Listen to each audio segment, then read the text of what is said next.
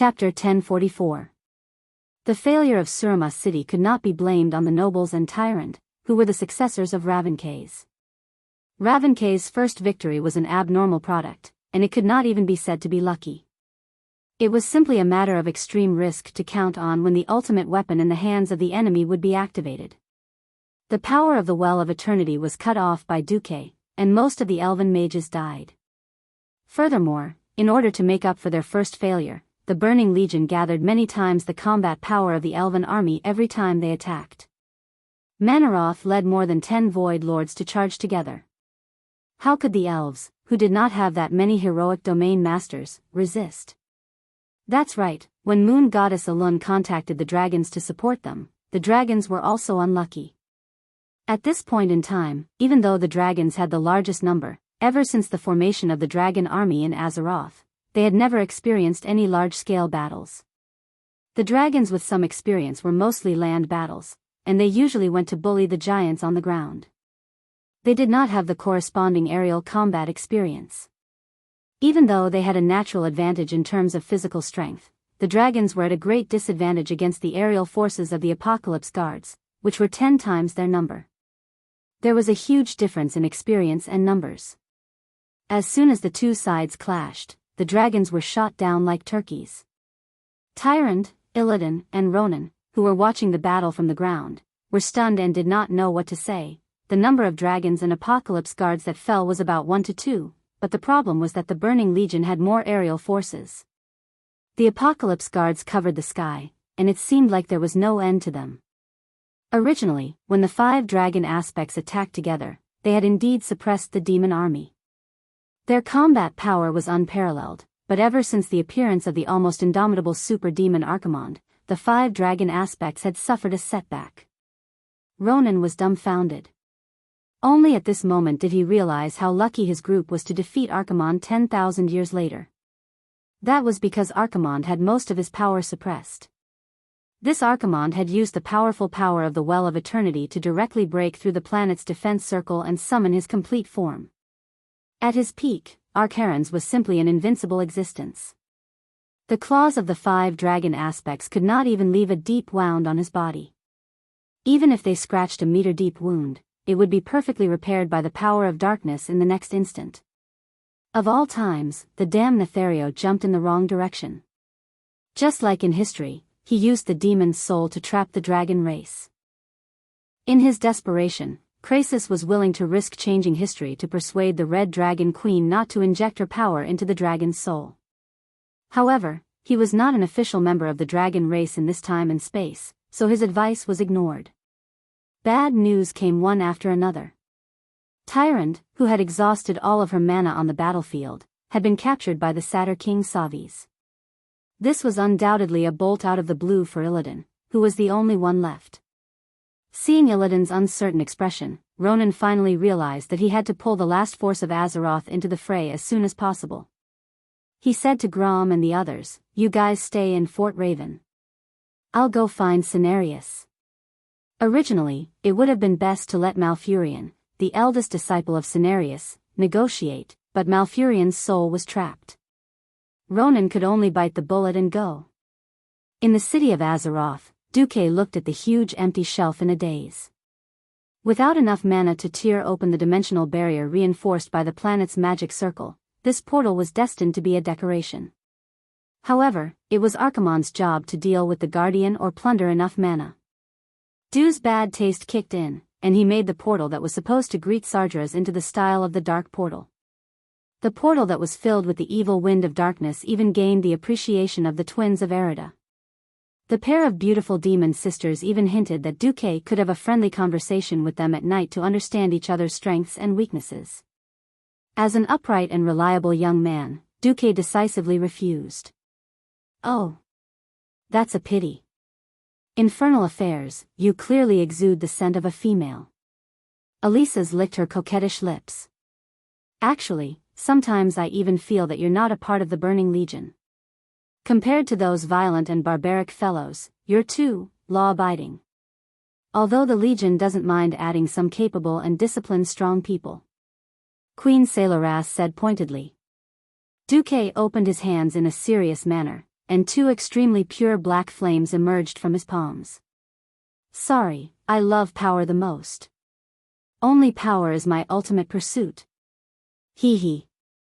No one said that it's bad to pursue power. But other than power, other Eridar warlocks also have their own pursuits, such as, the twins probed faintly, or rather, they were guiding Duque's attention. In fact, Duque had long discovered that a high elf lady was happily chatting with an Eridar warlock in the bushes 100 yards away. Duque knew that he couldn't stay here any longer. Before accomplishing his ultimate goal of tricking the Burning Legion, Duque had to pretend to be a fallen person who yearned for the life of a demon. The problem was that he was too obedient and followed the rules. Previously, Jaden had counted on him to open the door for Archimonde to descend, and the other small details could be ignored.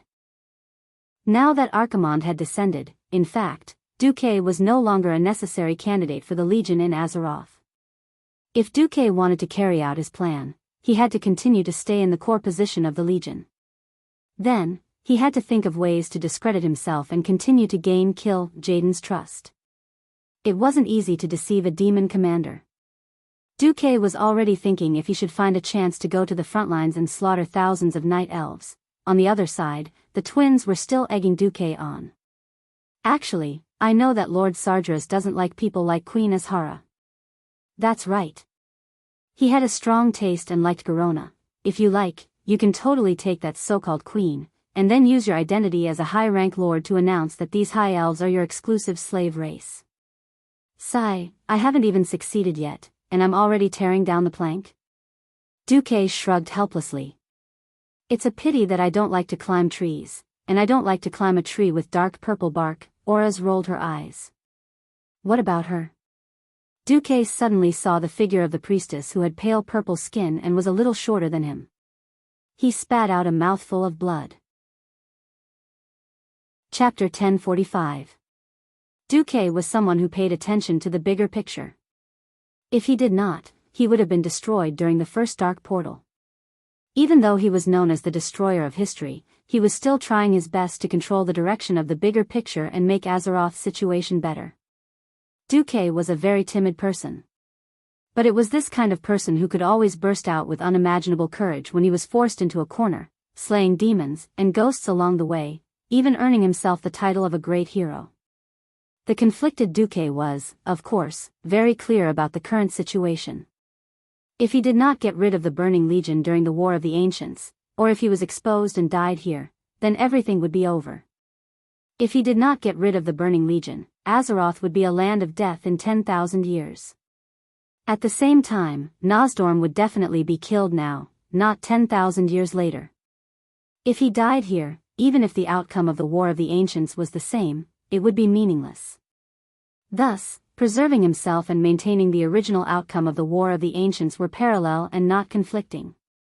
Duque never thought of himself as a saint who was compassionate and wanted to save all the innocent in the world. Thus, people and things that went against these 2 points could be sacrificed when necessary.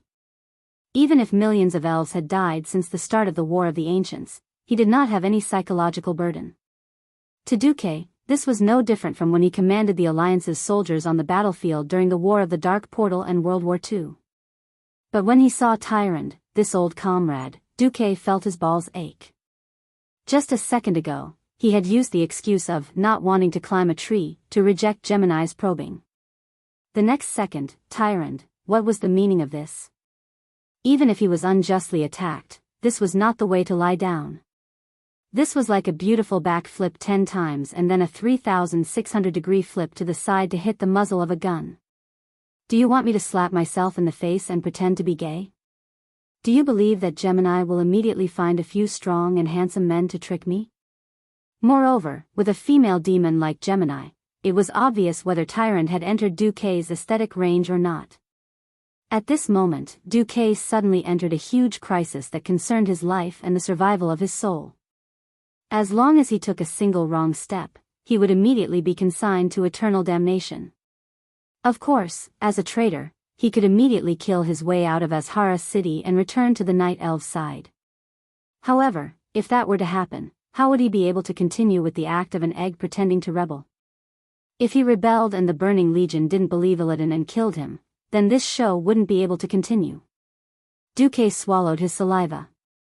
Gemini immediately understood what Seiji meant. Auraza's eyes were like silk. Hee hee. No wonder our Lord of the Infernal Affairs doesn't like ordinary goods. Queen Salola's even came closer and blew a breath of hot air on Duque's neck. A high priest of the indigenous gods. This is indeed something that those coquettish bitches can't compare to. Infernal affairs, good eyes. What else could he say in the face of such unreliable likes from the Eridar twins? The only thing he could do in the spiritual world was to put on his signature 45-degree tearful pose. Actually, you guys don't understand my heart. I am innocent. I'm just a lowly and cowardly university animal. Which one of you will give me a yellow river? I want to wash away the stain on my name as the Duke of Beasts. Savis, who had become the Satyr King, strode into the hall with a few high elves who had voluntarily become satyrs. The unconscious Tyrant, who was being carried by the back of her collar and swinging around like a puppet, not only attracted the attention of Duque and the others, but also the other Void Lords. Yo, Savis, looks like you brought back a good toy. A Lord of Morgur walked toward Savis. Morgur was a one-story tall humanoid demon. At first glance, it looked like an extremely burly humanoid fatty. Upon closer inspection, one would notice that it had a thick and deformed arm, as well as a huge foot with only 2 sharp toes. Savis frowned when he saw the newcomer, especially when he saw the skulls of the night elf priestesses tied around his waist that were filled with fear and malevolent expressions. Barbaro. This is the high priest of the moon goddess Elun, Tyrant Whisperwind. Savis seemed to emphasize. So what? I love torturing and killing the priestesses of the indigenous gods. Although many of them are still calling out their god's name until the last moment of their lives, most of them crumble when they see me torturing and killing their companions. They pray that I won't hurt them. But, hee hee. Evidently, the row of heads was the result of those who begged for mercy. Yo, Infernal, aren't you going to snatch that priestess? Once she falls into Barbaro's hands, she'll be gone soon. Queen Saloras incited Duque. At this moment, something unexpected happened. Perhaps it was Barbaro's foul breath that woke Tyrant up. Tyrant retaliated the moment she woke up. An unsuccessful counterattack. Savis, who was still carrying Tyrant, defeated her counterattack with a single spell. Originally, Barbaro should have grabbed Tyrant and pierced her body with his claws. But at this moment, a miracle happened. Tranquil moonlight suddenly shone from Tyrant's body, forming billions of tiny white runes that wrapped around her like a white veil. As the Lord of Morgur, Barbaro's deformed and thick arms could easily crush a dwarven steam tank into dough. However, his claws could not penetrate the 5 centimeters of space on Tyrant's body. It was a miraculous layer of absolute protection. What power is this? In a fit of rage, Barbaro grabbed Tyrant's petite body and flung her away. Tyrant was thrown into a daze. Huh. This time, it wasn't just Duque. Even the other lords were interested in Tyrant. There were more than 10 lords in this hall. Most of them had just been teleported here and were still waiting for orders to go to the front lines. They all gathered and began to attack Tyrant with all sorts of methods. It was obvious that Elun was displaying her miracles to these barbaric void lords. The lords could seal Tyrant's attack power and even knock her unconscious, but they could not truly harm or torture her. The lords howled, but there was nothing they could do. This made Duque secretly heave a sigh of relief. According to the original history, the demon lords, who were at their wits' end, could only imprison Tyrant. Then, there was the legendary scene of Tyrant's escape. Suddenly, Elisa sneered. You useless things. Since you can't deal with her, then scram. Saloras put a hand on Duque's shoulder. Oh, infernal affairs, as long as you nod, we can help you deal with this Tyrant. Duque spat out a mouthful of blood. Damn it. Chapter 1046. The other lords have already given up on healing. What are you doing here, Gemini? Scram to the side. If Tyrant managed to escape in 2 days, everything would be fine. Duque really wanted to give Gemini a few slaps. Just then, Duque suddenly thought of another problem. This seemed to be his fault. Without Duque stirring up trouble within the Burning Legion, Gemini would not have come to Azhara. Also, because he had many subordinates, in order to temporarily stabilize the High Elves, he ended up giving the High Elves a large number of demonic crystals. Now, the Queen and her subordinates were deeply grateful to the Burning Legion. In history, once the Archaerons descended, the entire Legion ignored the High Elves who had lost their value. If he remembered correctly, it should be Kale, that's grandfather, Dasrima Sunstrider, who felt abandoned by the Burning Legion and chose to turn to the light. He released Tyrande, which led to Tyrand's miraculous return. Coupled with the fact that Goddess Elune had endorsed Tyrande and publicly praised her for her steadfastness, the Arcane faction had been eliminated and most of the Nature faction's demigods had knelt down. This was how Tyrande, as the High Priestess, was able to rise to power. Alright, it's all a mess now. Even if Goddess Elune protected Tyrande, no one would be able to release Tyrande. Just as Duque was thinking, the female demon Elises came up to add fuel to the fire. Oh, infernal affairs. Do you like this woman? Say something for us sisters. Seeing that he could not avoid it, Duque decided to show off. His domineering gaze swept across the place as he sneered softly. Since no one can handle it, then let Gemini handle it.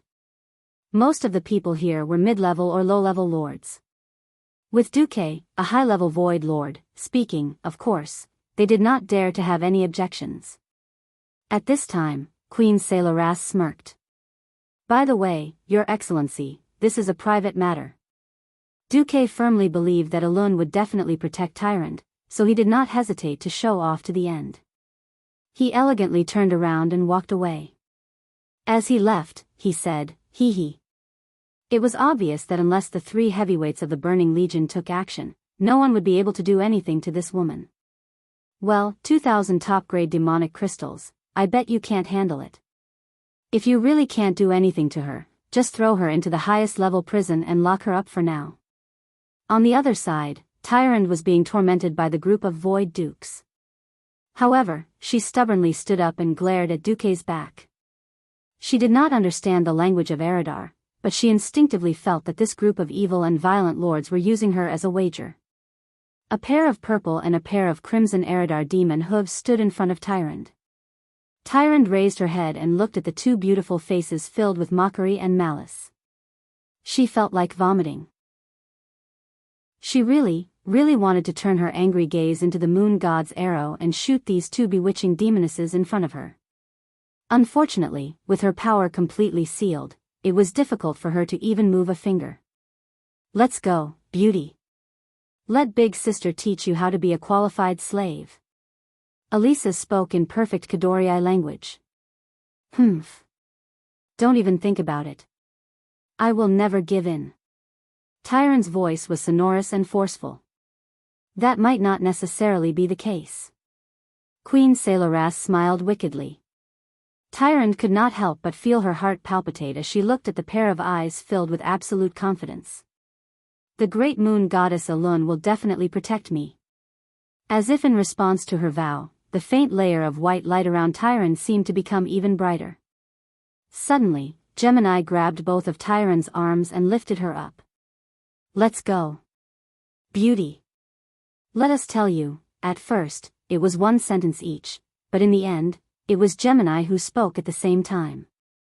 There are many places in this world where the moon cannot shine. Tyrande felt her heart beating wildly. For the first time in her life, she realized that anxiety and hesitation could swallow her heart. It was late at night. Duque had a side hall in the magnificent Azhara Palace. Archimonde had come and gone, and the High Elves had reaped the benefits. Queen Azhara almost wanted to give her main hall to Duque. At this time, Duque really could not sleep. According to the script, once Illidan pretended to be under Sargeras and stole the demon's soul, everything would be settled. Why did this mess with Tyrande happen? Duque's face was full of gloom. Damn, Elune, you have to do your best. That's your high priestess, your chosen one. You can't even protect her, and you're counting on me, an outsider? In the end, this is all Nozdormu's fault. Damn it. If you didn't throw me into the twisting nether and let me be a hero of justice, go through the motions, you'd be good, I'd be good, everyone would be good. Then everyone would be happy. Speaking of which, I'm feeling uneasy tonight. Something big must have happened. No, I have to confirm my escape route. Just as Duque was letting his imagination run wild, in the long river of history, Nozdormu, who had been cursed by Duque, had actually been working. An ancient force violently attacked Nozdormu's dragon body.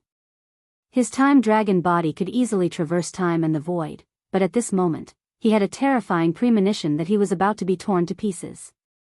The four major elements of earth, water, fire, and wind were driven by a primitive and uncontrollable mysterious force, spinning wildly around his body.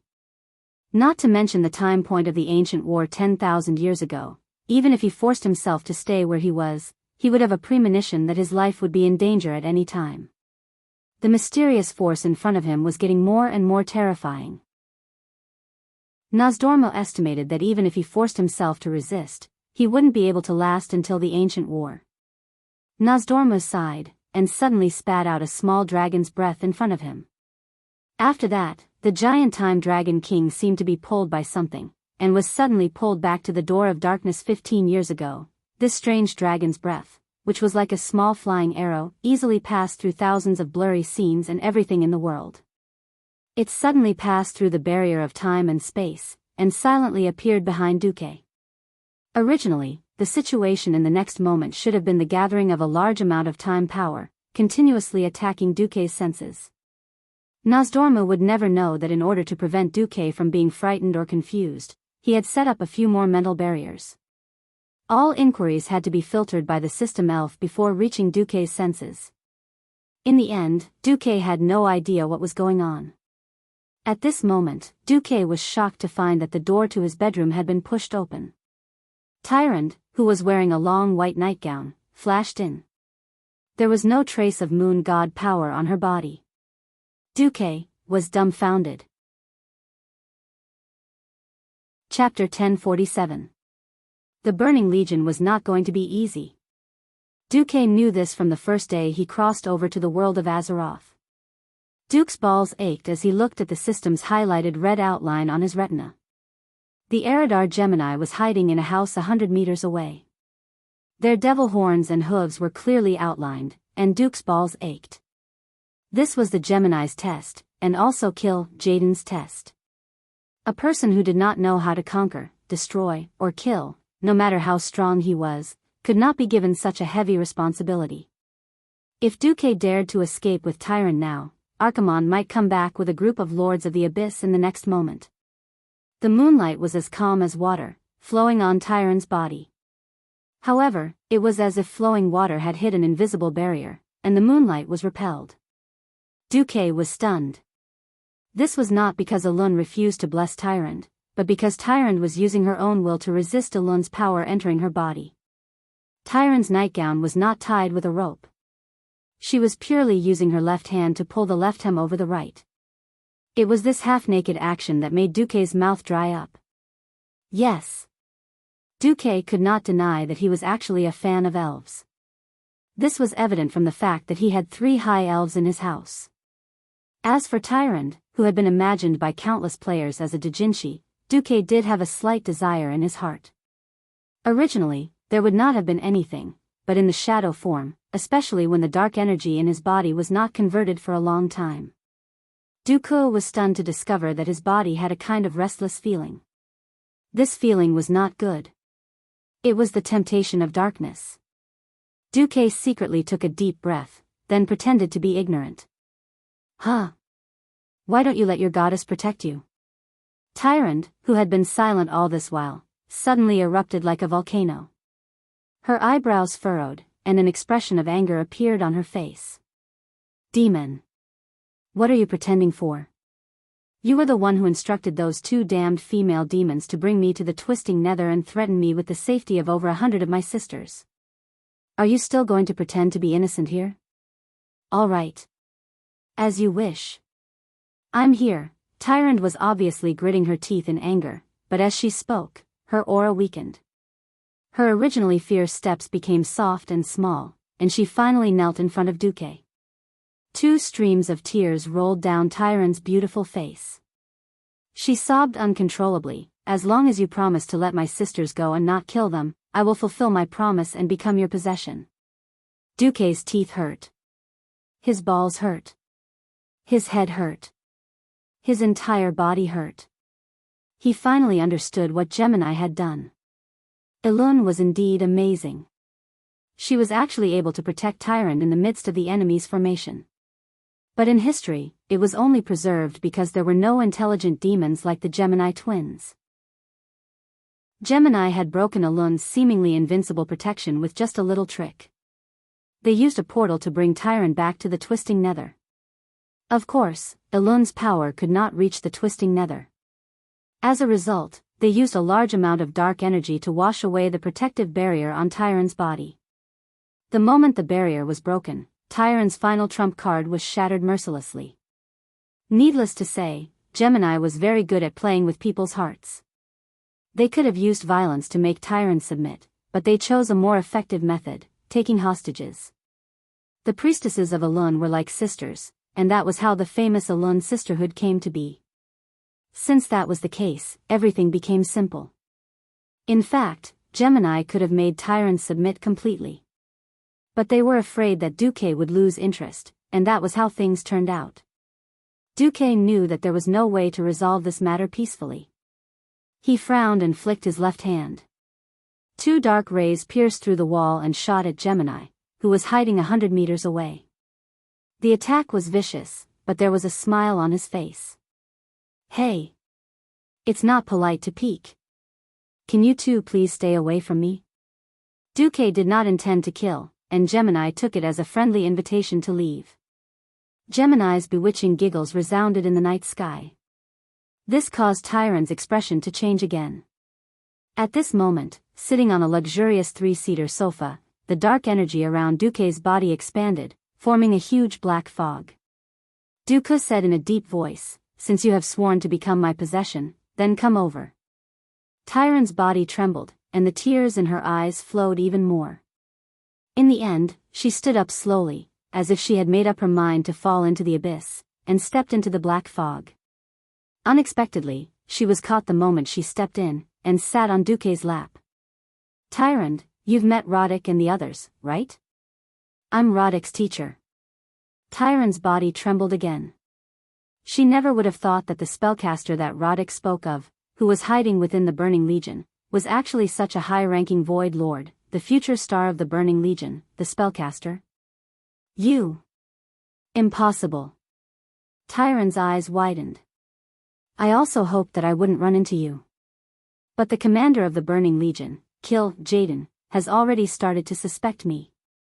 Duque could be considered a straightforward person, and he explained in detail that he had mistakenly entered the Twisting Nether, and was caught as a test subject. In the end, he was modified by dark energy, and became a lord. Aside from the fact that he and his group had transmigrated 10,000 years later, Duque told Tyrant everything about himself and his plans. Tyrant was so shocked that she could not close her mouth. This sounded like a fantasy story. "Spellcaster, you said that you purposely infiltrated the enemy camp to destroy the Burning Legion's main force, and then waited for the dragon aspects, Dragon Soul, to cooperate with you to blow up the portal and destroy the Burning Legion's main force?" Tyrant could not keep up with Duque's train of thought. In the end, she was stunned by Duque's huge and crazy plan. "You've been to the Twisting Nether, and the Eridar twins should have shown you how huge the Burning Legion's fleet is, and how many demons there are, right?" Tyrant recalled the countless dark-powered starships in the sky, and then the demonic army that filled every single one of them, and she shuddered. She could not help but nod. There are too many demons. If we just let the Azeroth race fight them, they won't be able to kill them all even if they die 100 times. And as long as the demons don't die in the Twisting Nether, they can be resurrected infinitely. My plan is to destroy the Burning Legion's main force once and for all. But there's a precondition. Tyrant's voice trembled as she continued, "You can't be exposed." "Yes. Make your choice. I can give you a chance to contact Alun. If you choose to leave, I will take you with me. It all depends on who will complete my plan. Of course, you can also choose to make a sacrifice. Chapter 1048. Tyrande was dumbfounded. If not for the fact that millions of her brethren had been slaughtered by demons, she would not have been so sad and angry. If not for the fact that she could not resist the spread of evil, she would not have been captured and sent here. If not for the fact that she had seen with her own eyes how huge the Burning Legion's fleet was, she would not have felt so afraid.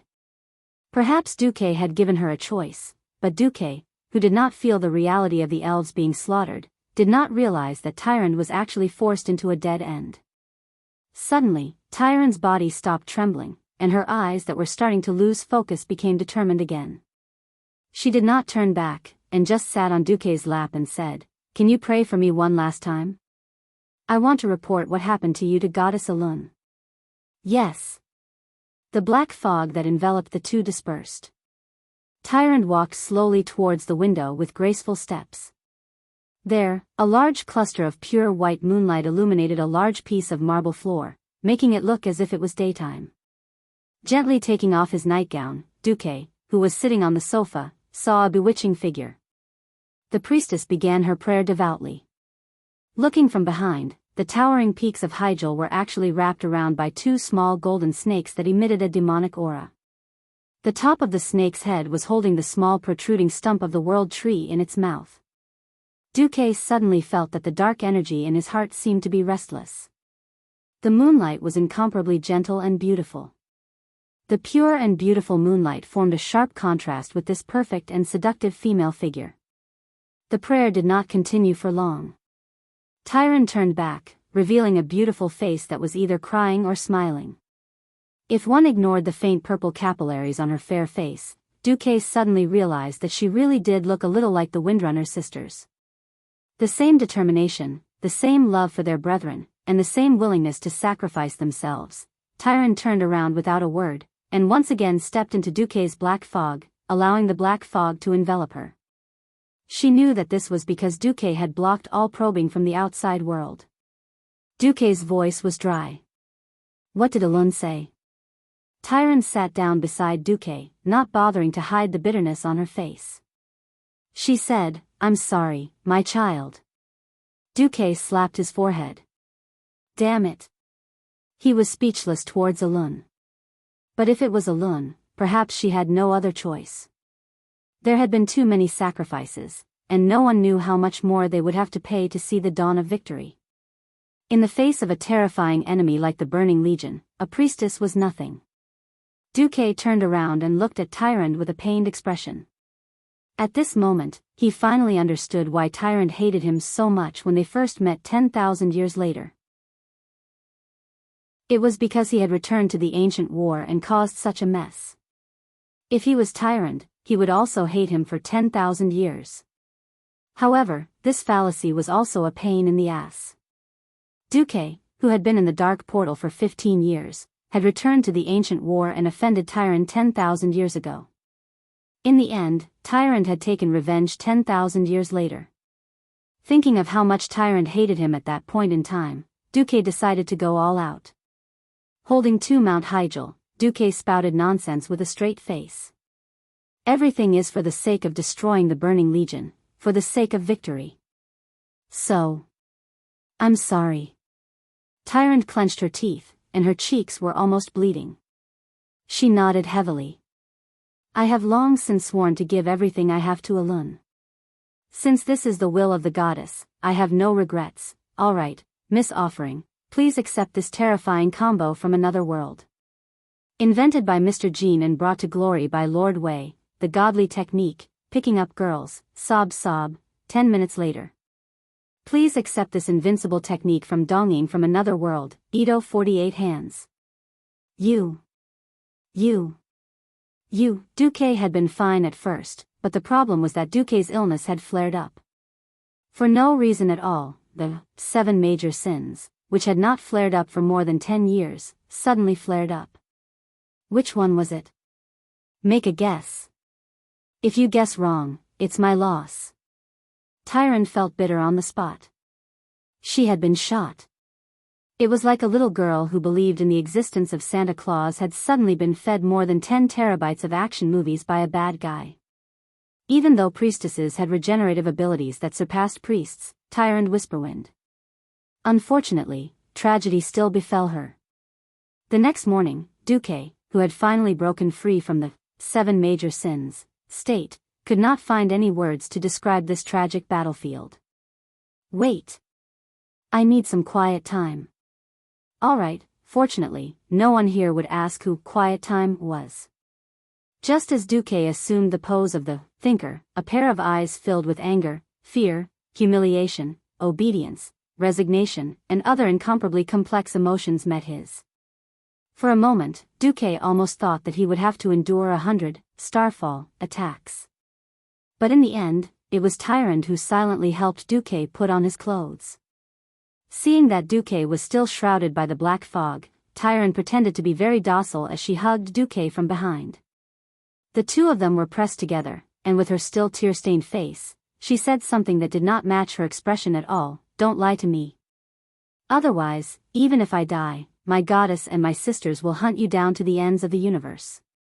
Duque took a deep breath. I will definitely do my best to destroy the main force of the Burning Legion. At the very least, these demons will not be able to invade Azeroth for the next 10,000 years. I will remember your vow.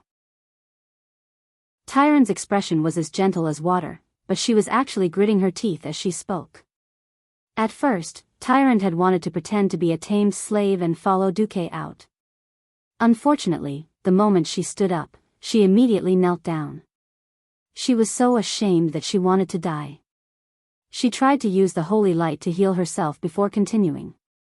The problem was that there was a kind of pain that was called residual pain.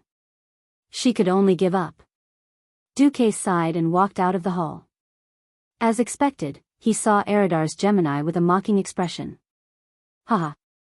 Not bad, infernal affairs. We really did not misjudge you. Facing the Gemini's, you know what I mean, expression, Duque's face was full of righteousness, as if he did not understand what they were saying. The more Duque behaved like this, the more the Gemini believed that Duque had fallen. At this moment, outside of Azeroth, a knight wearing a hood and riding a Shadowmaw panther approached the city walls. The hellhounds that were wandering outside the city were easily sucked dry by him. He almost killed his way all the way to the front of the city wall. A gate that had been strengthened with magic blocked him. The night elf guards who were loyal to the queen were glaring at him with their heads lowered. He walked forward and took off his hood. He was the famous Illidan Stormrage. I am here to serve my queen. Illidan shouted. He was obviously not shouting at the guards. He was shouting at someone in the palace. I am here to serve my queen, and the leader of the Burning Legion. Chapter 1049. That day, Duque was a little bored. As the person in charge of the Burning Legion in Azhara, Duque needed to ensure that the forward operating base of Azhara would not fall. As for the portal that Salus always used, it was just a decoration. Everyone knew that before killing the dragon aspect or obtaining a stronger source of magic, it could not be opened. Jaden did not rush Duque, and he was happy to be at ease. After browsing through the battle reports of the Burning Legion's higher-ups on the magic mirror that could transmit information, Duque yawned. Basically, all paths were swept away, and there was no resistance at all. Only the northwest side of Old Kalimdor near Mount Hyjal, the Burning Legion was stuck in a quagmire of resistance. This was because a large number of demigods in Azeroth had made their move. They tried to counterattack the Legion, consciously avoiding Archimonde and only targeting the other legions on the flanks. The Burning Legion lost a few lords and returned to the Twisting Nether. Archimonde was furious, and sent a few of the more capable lords who were on standby in Azhara to the front lines. But this had nothing to do with Duque. The queen invited me to watch a dance? Duque tilted his head when he received the message from the 3 elven maids. Initially, Duque did not want to go, but Duque did not want to go back to his palace, because he did not know how to face Tyrant. After some thought, Duque agreed. After handing over some trivial matters to the Gemini, Duque went to the queen's palace. Azhara was obviously surprised that Duque had agreed to watch the dance. After all, Duque had been using work as an excuse to avoid the invitations of the High Elves. For a period of time, Azhara almost thought that Duke was a stubborn demon who was extremely self-disciplined and difficult to deal with. With Archimonde's arrival and the supply of high-purity demonic crystals to the High Elves, as well as the news she received last night, Azhara's view of Duque had changed. Before Sardra's arrived, her dream of becoming the demon queen was temporarily over. The commander of the army, Archimonde, was also a typical warrior, a boorish man. Azhara, who could not find any connections, seemed to want to invest more in Duque. Duque saw through this but did not point it out. After all, Queen Azhara was not a good person. Invest. Just invest as much as you want. In any case, regardless of whether I succeed or fail, you will suffer a loss. If I can't make you die, consider it my loss. Duque made up his mind. If Azhara dared to throw a sugar-coated bullet at him, then he would eat the sugar and send the bullet flying back. After some small talk, Duque sat on the sofa beside Queen Azhara's lounge chair. With a look from Queen, the band next to her immediately started playing. Unlike the pure and natural Night Elves' music, the High Elves' music could be said to be decadent. This was an era without violins, but there were harps and unknown stringed instruments similar to the zither of the Night Elves. Accompanied by the provocative sound of the harp and soft percussion, the heavy curtain that covered the roof suddenly opened. It was an elven girl with fair skin. She danced a rather gentle elven dance to the music. The accompaniment gradually became more intense, and the girl's dance became more and more relaxed. Soon, it was no longer that relaxed. Duque could feel the explosive feeling in his mind. She threw Duque a flying glance, her snow-white dress fluttering in the surging wind. Following the ever-changing rhythm, the elven girl kept moving her fair and flat abdomen. Her 5 fingers that were as white as spring onions gently spread out, her pinky and ring fingers curving inwards towards her palm. Intentionally or unintentionally, she stuck out her Atlank Mountains. That's right, it was not as high as Tyron's, but it was still a grade lower than the Atlank Mountains, and it had the whiteness of a snow mountain. Obviously, Night Elves would not have such skin color. Duque could even feel that this should be some kind of exaggerated magical transformation. Queen Azhara was also very efficient, coming up with it in one night. Duque suddenly smiled bitterly. But this was also to his liking. At least it was better than looking at purple High Elves every day and thinking that they might have a purple child. The elven girl waved her perky arms with all her might. Her bare feet were as white as snow, and she displayed all of her beauty with her extremely fast and complicated body movements. The fast dance steps were like the European foxtrot. Her dancing was sometimes elegant, sometimes sensual, sometimes charming, and sometimes mysterious. Furthermore, because there was not much cloth on her upper body, only 2 palm-wide cloth straps that wrapped from the back of her neck to the front of her chest, the girl's dance also had the alluring characteristics of a belly dance, and it was too much for the eyes to take in. Her expression was so confident, so proud, so ambiguous, and so seductive. It was as if she was the goddess of beauty, Venus. Everything was so seductive, and full of beauty. Duque seemed to be in a trance. It was as if the elven girl in front of him had completely overlapped with the artificial beauties in South Korea before he transmigrated.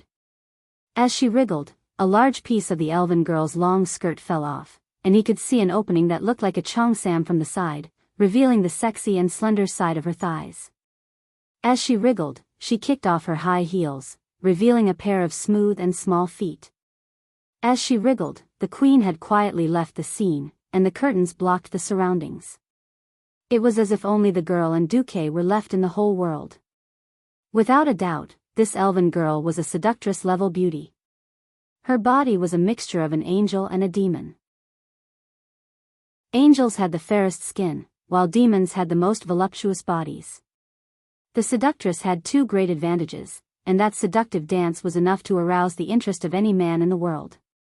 Looking at the elven girl who was already kneeling between his legs and secretly showing off her beauty, and looking at him with an expectant gaze, Duque's balls ached. He, who was still in a state of back pain, was powerless. "You're not bad. Did Her Majesty say anything to you?" Duque's lips curled into a smile.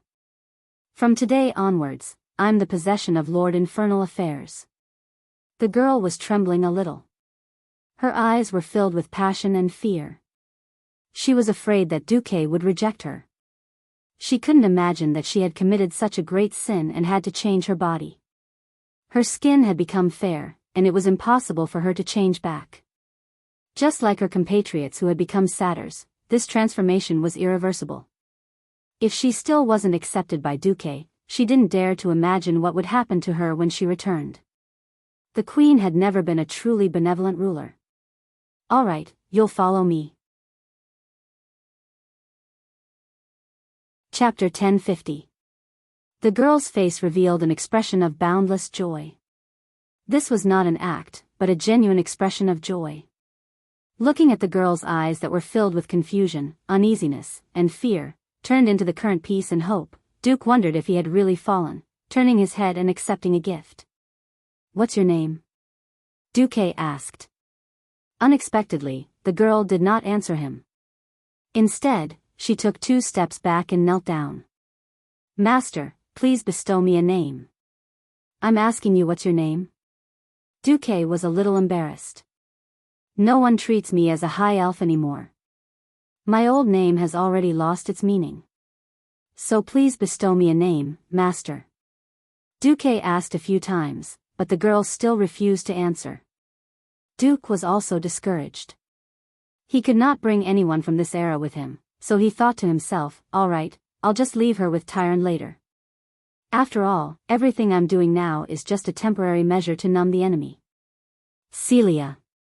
"Yes, from now on, you'll be called Celia Ubatilia." Duque's bad taste kicked in.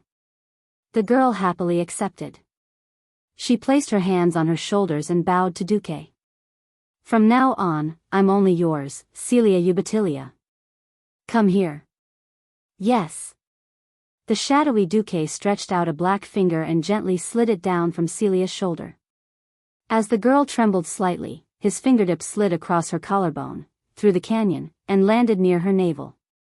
Even though she was embarrassed, the girl still quietly endured the slight uneasiness and fear in her heart.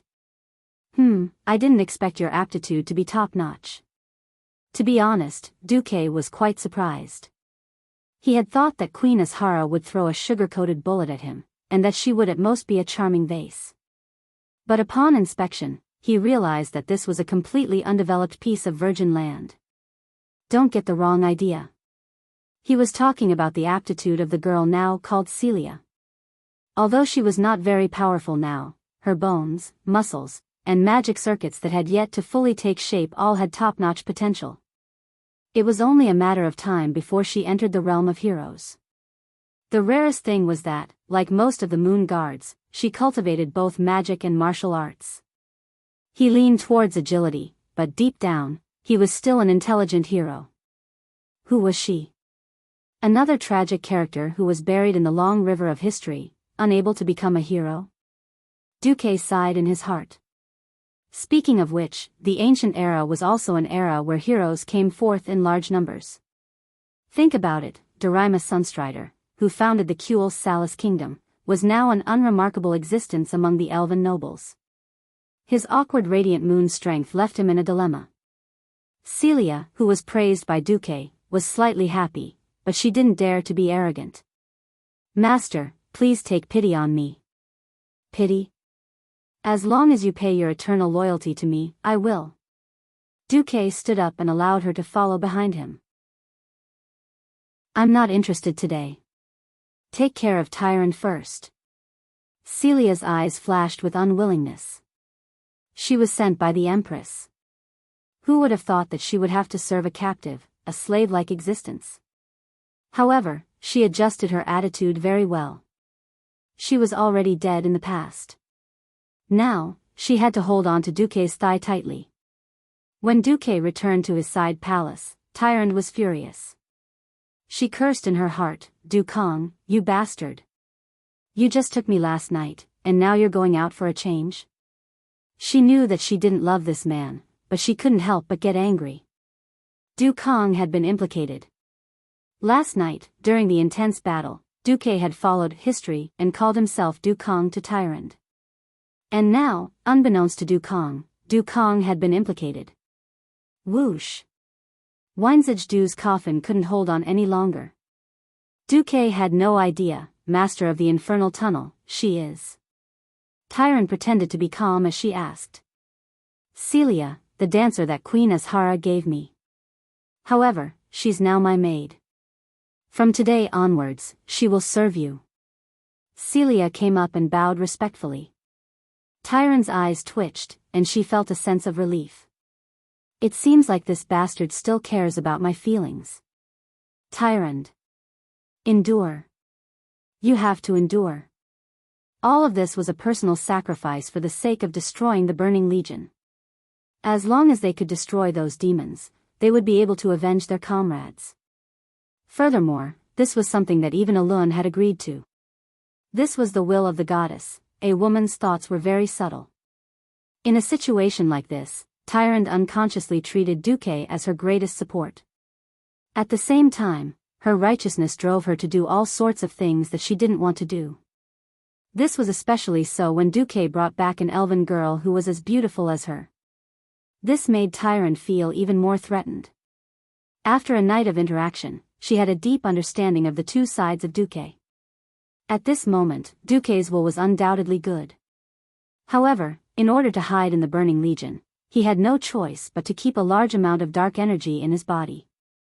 Even if this was for the sake of a noble goal, she found that the darkness was still quietly devouring Duque's soul. This was a very bad sign. If Duque really fell, she would also be consigned to eternal damnation. What was more terrifying was that it could lead to the destruction of the world of Azeroth. Glancing at the elven girl called Celia, Tyrande shyly approached Duque and whispered into his ear, I will try to like you during this period of time. Bastard. Duque smiled bitterly. Of course, during this period of time was referring to the Burning Legion's destruction. Fine, you can do whatever you want.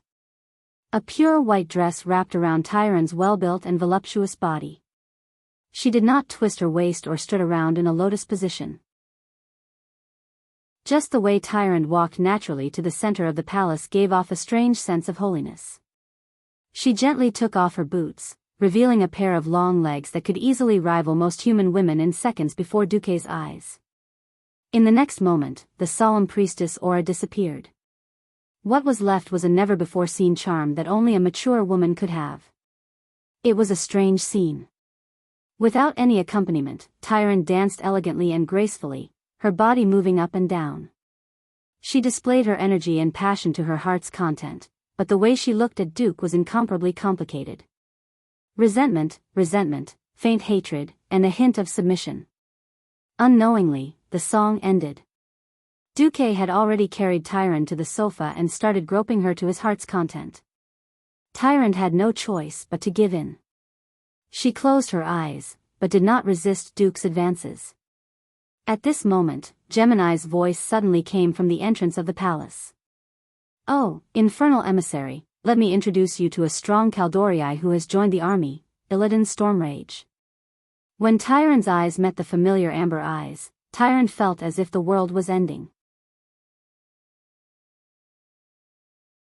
Chapter 1051. Time seemed to have stopped. At that moment, Tyrande could no longer be described as sexy or seductive.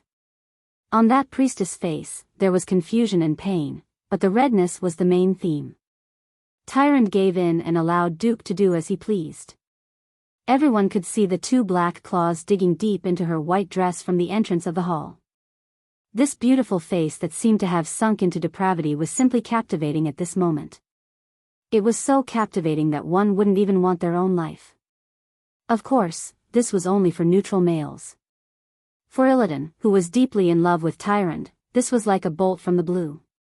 All kinds of scenes from when he was young to now, the little things that happened unknowingly, and the warm and ambiguous scenes all appeared in front of him. Idiot. My future partner will definitely be an indomitable hero. Humph. I'm ignoring you. Fragments of Tyron's voice from thousands of years ago rang in his ears. The words of a child, a teenager, and a young man rang in Illidan's ears. In his trance, he even had the illusion that it was deafening. The shocking scene in front of him made him dizzy, and he could not open his eyes. What made him collapse the most was that he saw his own image on this human-shaped demon that was filled with dark energy. It was as if he saw himself, Illidan Stormrage, who was enjoying his beloved tyrant, and not the high-tier Void Lord Infernal Lord that the twins of Eridar had introduced to him with a wicked smile. For a moment, he almost wanted to pull out the two Warblades of Azzinoth on his back and kill this bastard who dared to defile the goddess of his heart. He really wanted to. He really wanted to. Fury erupted from the depths of his soul like a volcanic eruption. In an instant, it filled his limbs and bones, seeping into every blood vessel and every cell. He wanted to explode. The anger in his chest swelled to the point of explosion, and he was on the verge of exploding. On the other side, seeing the change in Illidan's expression, Duquesne knew that things were going to go south.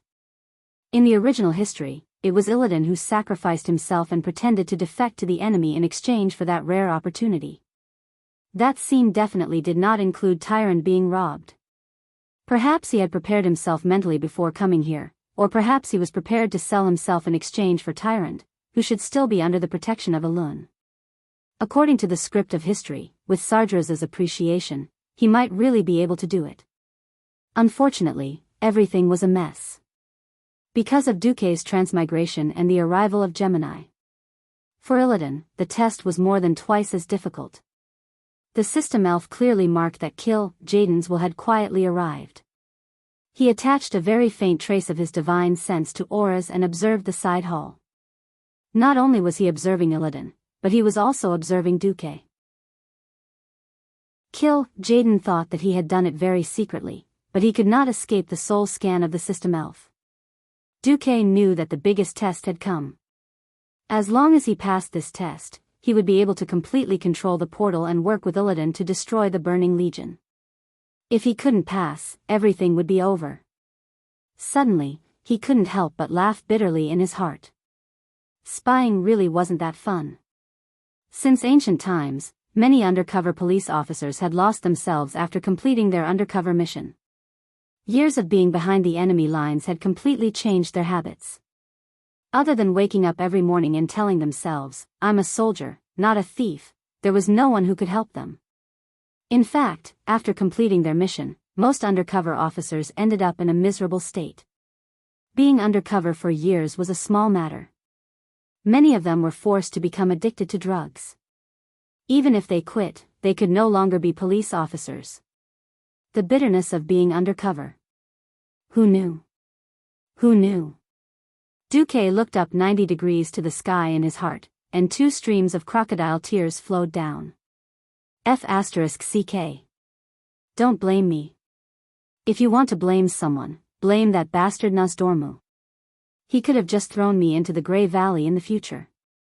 I will definitely do my best to wave the flag and cheer for everyone in every battle. I will be the most outstanding hooligan and survive the ancient war. But he threw me into the twisting nether and almost killed me. I was just trying to protect myself. Yes. It's the demons who forced me. It's the goddess of fate who teased us. It's this shameless world that didn't give me a way out. At this moment, even Duque had no choice but to give up. Tyrande was thin-skinned after all. Her first reaction was to escape from reality. She couldn't accept that she had just decided to cooperate with Du Kong, and immediately her despicable behavior was seen by her childhood sweetheart who loved her deeply. It was a blasphemy against her hazy love. It was the collapse of her entire world. She screamed, "Don't look at me." She turned her head and struggled to get up from Duque's body. Duque made a decision. Humph. You don't deserve to look at my woman. How domineering. Come on. Duque directly used his ultimate skill. A mind blast that was 100 times stronger than before was instantly released.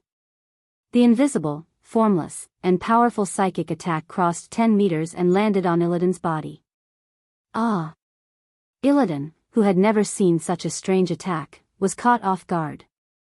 His agility did not help him, and the instincts that he had trained for thousands of years did not help him. His strong, steel-like body was sent flying just like that. Crackle. He miserably rolled on the ground a dozen times before his dust-covered body stopped in the deep ravine he had created. Logically speaking, as an agility-type hero, he shouldn't be so weak. But, Mind Blast, was never a simple dark element attack. Illidan saw every moment of his life in the spiritual illusion, from when he was born to when he died of old age. If it wasn't for the fact that the image in the illusion was exactly the same as when his body was twisted, he might have been a little more spirited. He used all his strength to try to prevent his world, mainly the real world, from falling into a state of chaos. But that was all. He wanted to get up and scream to the sky to express his pain and depression. But at this moment, he finally came to his senses and remembered his mission, yes. I came here to pretend to join them and then find a way to destroy the entire Burning Legion. Wasn't I already mentally prepared to endure everything? Why did I lose my composure when I saw Tyrande? I had to take back Tyrande. I had to endure for the future of my people. Illidan bit his lips until they bled, but he pretended to vomit blood. He knelt on the ground and shouted, "I'm so sorry. Great Lord Infernal Affairs. I shouldn't have peeked at your belongings. Please give me the heaviest punishment." Chapter 1052. The situation in front of him gave Duque a headache. He was terrified. He was terrified. Although he knew that Illidan was pretending, Illidan was still terrified. This was something that countless players could not do back then. He deserved to die, and he was unrepentant. This was the impression that most old players had of Illidan. Perhaps in the later versions, Illidan would be cleared. But until Duque transmigrated, Illidan was that miserable, pitiful, and hateful guy. Regardless of whether he was redeemed in the later versions, one thing was for sure. In the end, he never got Tyrande. Mysticism could not save the innocent, and money could not change one's fate. This was the case for black people like Illidan. Even mysticism could not save this African chief. Even if he went to the goddess of fate to buy money, he could not take away any of the cups and cutlery on his bitter coffee table of fate. So after thinking for a while, Duque decided to let Illidan be black all the way. Tyrande, whose power was sealed, did not have much strength. Although she struggled hard, Duque still grabbed her slender and flexible waist tightly, displaying the aura that an evil Void Lord should have. The surrounding air was quickly dyed black, and the surging and overbearing dark power instantly became the only main melody within a radius of a few hundred meters. Duque's power was so amazing that not only Illidan, but even the Eridar twins beside Duque were a little surprised. Huh? You're Illidan, right? Do you like Tyrande? Duque's lips curled into an extremely evil sneer. It was a sneer that would kill at the slightest disagreement. It was a sneer that looked down on all things and the gods. Illidan had killed 2 demon lords before, but he had never seen such an unfathomable and terrifying existence like Duque. Under this terrifying pressure that had materialized, bean-sized beads of cold sweat appeared on his forehead. Tyrande, who was tightly held by Duque, was also frightened and did not dare to move anymore. She was afraid. It wasn't an act, it was real fear. She naturally knew about Duque's grand plan, but no one had promised her that for the sake of destroying the Burning Legion, they would not crush those who stood in the way of this grand plan, even if these were the childhood friends she valued the most. In order to save this world, both she and the moon goddess Elun were doing their best. Even if she prayed to Elun, Elun would definitely not support her and ruin this great plan of destruction in order to protect her childhood sweetheart. Tyrande felt as if she had fallen into an icy abyss. No. Infernal affairs. You. I beg you, don't hurt Illidan. He's my childhood friend. That's all. He didn't mean to offend you, he's already kneeling. Tyrande trembled. Duque didn't want to be such an evil person. The problem was that Jaden was watching. If they jumped back to the loyal ministers now, not only would they all be finished, they wouldn't even be able to escape. In fact, he was crying in his heart. On the surface, Best Actor Duque's gaze was sharp. "Oh, that's good. Didn't you swear to give your all to me? Prove it to me. Show him." This time, Tyrant felt as if she had been struck by lightning. She looked at Illidan one last time and accepted her fate in despair. "I'm doing this to save Kaldorei, save Azeroth. Forgive me, Illidan." Watching Tyrant slowly offer her lips and allow the black figure to desecrate her body, Illidan's face was full of bitterness. His mouth tasted like sh*t. He didn't know why things had turned out this way, but the grievance and anger in his heart almost burned his brain. In the end, Illidan could only deeply bow his head. Duque was also very annoyed. For the first time in his life, he had become a great evil person. Even when he was unwilling, he wished that director Nozdormu would suddenly jump out and yell for the camera to stop. "Hey! What happened to the cut? What happened to the reshoot? Nozdormu, come out and die. I'm not going to act anymore." Duque had tears in his heart, but he had no choice but to continue acting. As if savoring the sweetness on his lips, he smacked his lips and laughed maniacally. "Ha ha ha ha. Do you see this? Illidan's storm rage. This is power. Only power is everything. As long as you have power, you can obtain anything you want. For example, women. For example, reputation.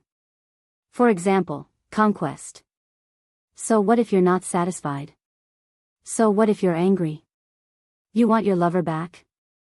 You can, beat me first. I don't dare. I don't dare." Illidan deeply bowed his head. "Haha. You don't dare? You just don't dare to say it out loud, right?" Duque laughed coldly. "I really don't dare." Illidan's head was even lower, completely sticking to the rubble on the ground. His forehead hurt from laughing so hard that it hurt. Suddenly, all the pressure vanished into thin air. The cold smile on Duque's face did not change. "It doesn't matter. In the face of absolute power, all lies and disobedience are just fleeting clouds.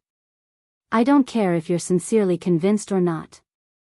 I'll still say the same thing: if you have the power, take it yourself. If you don't, then kneel down and lick my boots.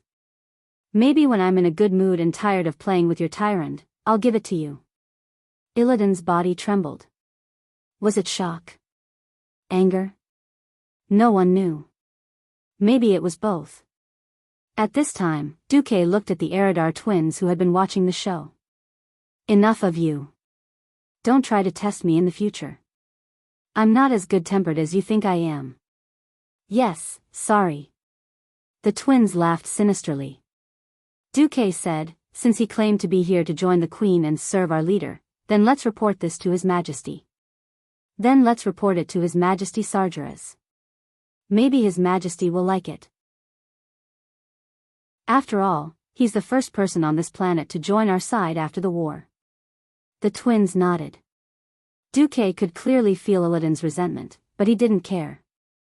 As long as Illidan could get the demon's soul, he didn't care if Illidan lived or died.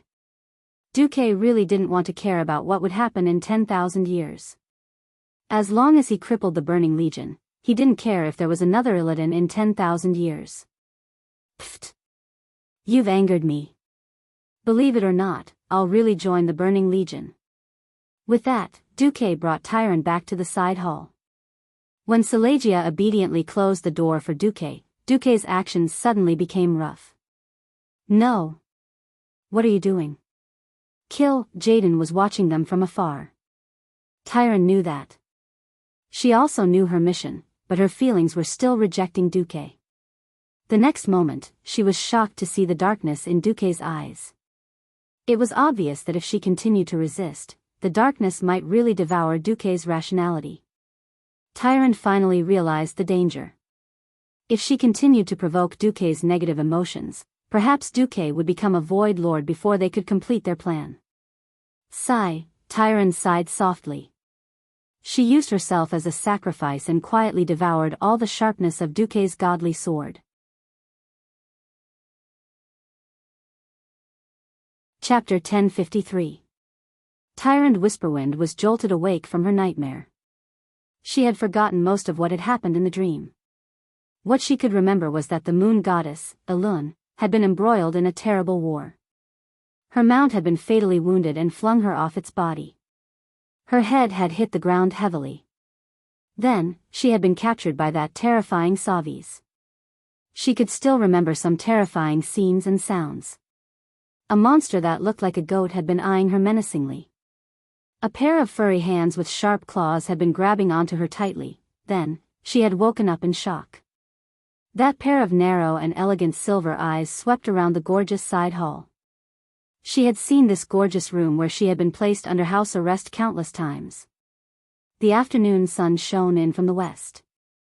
This was supposed to be the elves' resting time. Her soft lips parted slightly, and she let out a soft sigh, lamenting her current situation. She shook her head. Her dark blue hair fluttered like waves, and a few strands of silver hair were rather conspicuous at this moment. She propped herself up from her prone position, and the silky blanket slid down her body. Suddenly seeing the battle scars on her beautiful body, she could not help but blush. She really wanted to ignore the black figure beside her, but unfortunately, the man who was sleeping soundly in the shadow state was her true master. This man who called himself Du Kong had always shown her the Burning Legion's battle reports without a care in the world. He had even publicly announced to the Eridar twins that this was part of his training to break her willpower. Tyrant wanted to deny that these battle reports were true, but the few times she tried to contact Elun under Du Kang's watch, she was met with silence. All Elun could give her was meaningless consolation and urging her to carry out her plan. Du Kang had even tried to contact Malfurion's soul, which had always been blocked. In the end, Malfurion had also made her believe in Du Kang. Tyrant was afraid that she would not be able to hold on any longer. She did not know when the so-called plan would succeed. She only knew that she was sinking step by step, even if it was in the name of justice and righteousness. The beautiful memories of her childhood and teenage years were fading away, and the members of the Elun sisterhood were beginning to fade from her mind. Her entire spiritual world was filled with this man's endless tricks and schemes.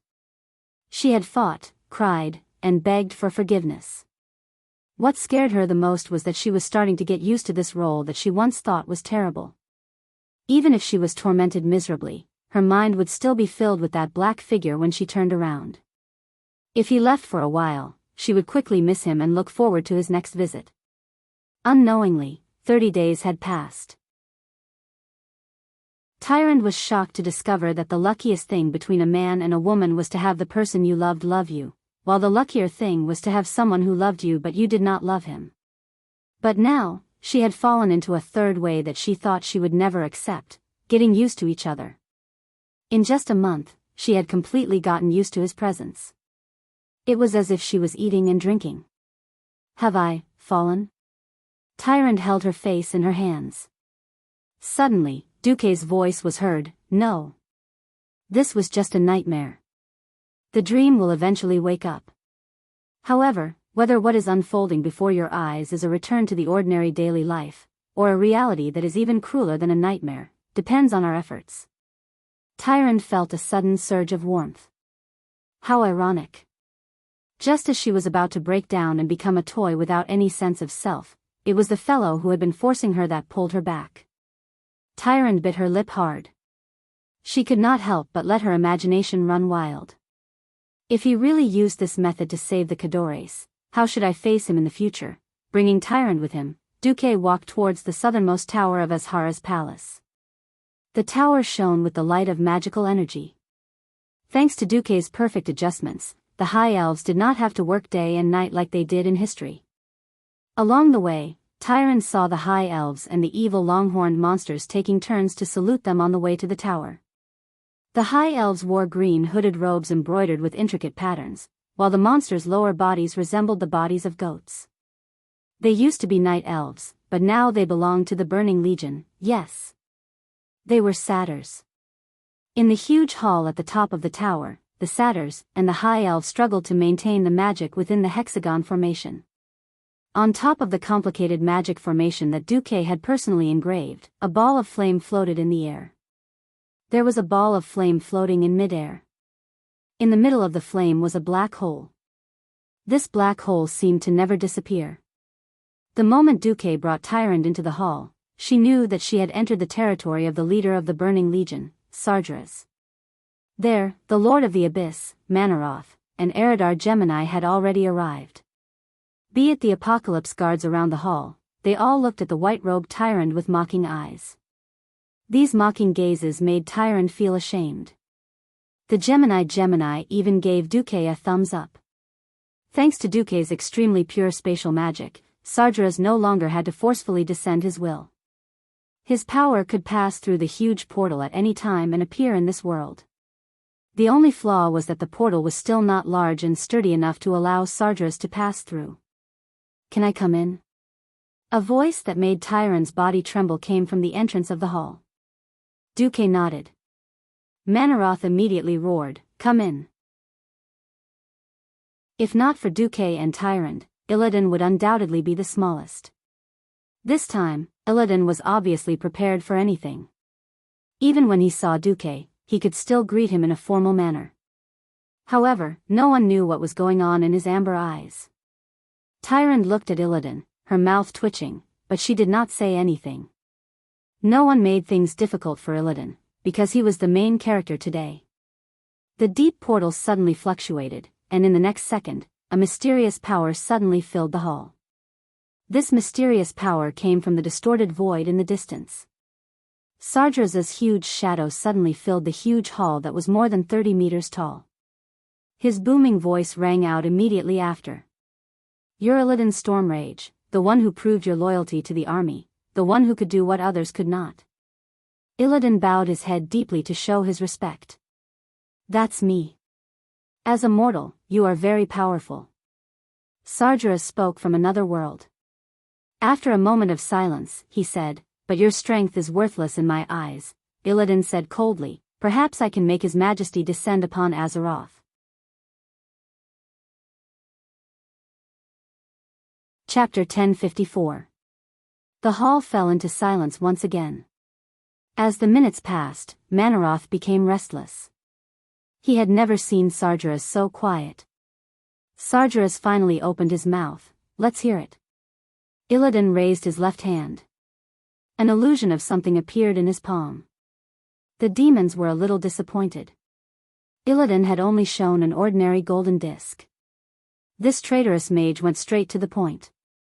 "This is my method, soul of the dragon." Every demon overlord's expression turned cold. This was especially so for Manaroth. He had personally witnessed its violence and felt its immense power.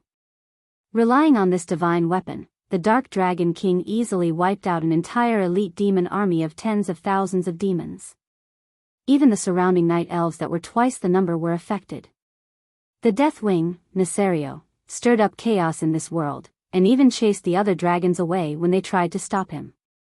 It turned out that everything originated from this inconspicuous disc. Although His Majesty has never descended into this world, I'm sure you've seen its power. Illidan continued. You definitely want to take it for yourself. Yes. Sargeras was honest. But you never thought that it could help you come to this world, right?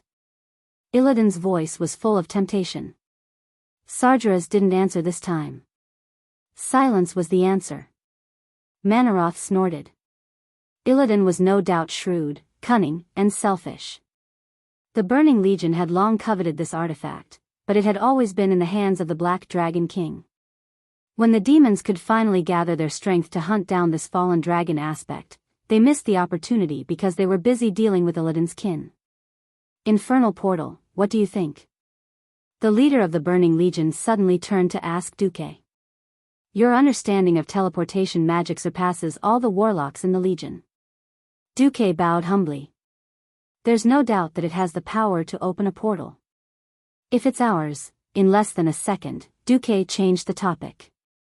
He stared at Illidan maliciously and said in a serious tone, but if the power of the dragon's soul is too great and not controlled well, it may blow up the portal and even the entire well of eternity. This second was so long that Tyrant and Illidan felt like they had been tortured for a century. Illidan was terrified. How could his crazy plan be seen through by this terrifying lord who stole his lover? Tyrant fell into despair. Du Kong. Have you really fallen? You're actually so considerate of the Burning Legion. It was as if Tyrant could foresee her hopeless future. Watching his compatriots being annihilated, watching his beloved forest being burned to the ground, no, not just the forest, perhaps the entire planet Azeroth would be destroyed. Almost as soon as Duque finished speaking, the Eridar twins and even Sargeras nodded slightly. Manaroth couldn't wait to laugh. He was looking forward to Sargeras punishing Illidan, because this skinny elf was obviously up to no good. Just as everything was about to be decided, Duque changed the topic again. Of course. If that dragon's soul is really that powerful, I strongly suggest that we upgrade the usage of this thing. Upgrade? Sargeras was surprised. Duque raised his two fists. A one-way portal will never be stable enough. The more powerful the being, the more power is needed to pass through the portal. My lord, think about it. If only Azeroth has the power of the Well of Eternity and the Dragon's Soul, and the Twisted Nether has nothing, would it be balanced? Your suggestion is, it's best if the type of magic on both sides of the portal is the same. Since Azeroth needs the Well of Eternity and the power of the Dragon's Soul, then we can build a bigger and better portal and the Twisted Nether to correspond with it. If we succeed, the Burning Legion will invade other planets in the future, and that new portal will also be useful. When Duque said this, the eyes of all the demons lit up. Duke continued, before we open the largest portal, we can try to see if we can bring the giant dragon's soul through the portal, or we can directly transfer part of the giant dragon's soul's power to the warped void portal. Duke began to narrate the plan he had come up with on the spot. All the demon lords, including Sargeras, were mesmerized by the story. Why? That's right. As early as 10,000 years ago, the Burning Legion already had interstellar battleships. Doesn't it sound very classy? It felt like using a laser weapon to beat a primitive man with a stone axe. Was it a one-sided beating? That was wrong. The Burning Legion was actually a bunch of idiots who only knew how to use a small portion of the functions of the interstellar battleships. Duque secretly asked, and it turned out that those interstellar battleships were actually stolen by Sargeras from the Pantheon. Unfortunately, Sargeras' original body was full of combat talent, and had no talent in science and technology at all. As a result, a large number of high-tech battleships were used as landing ships.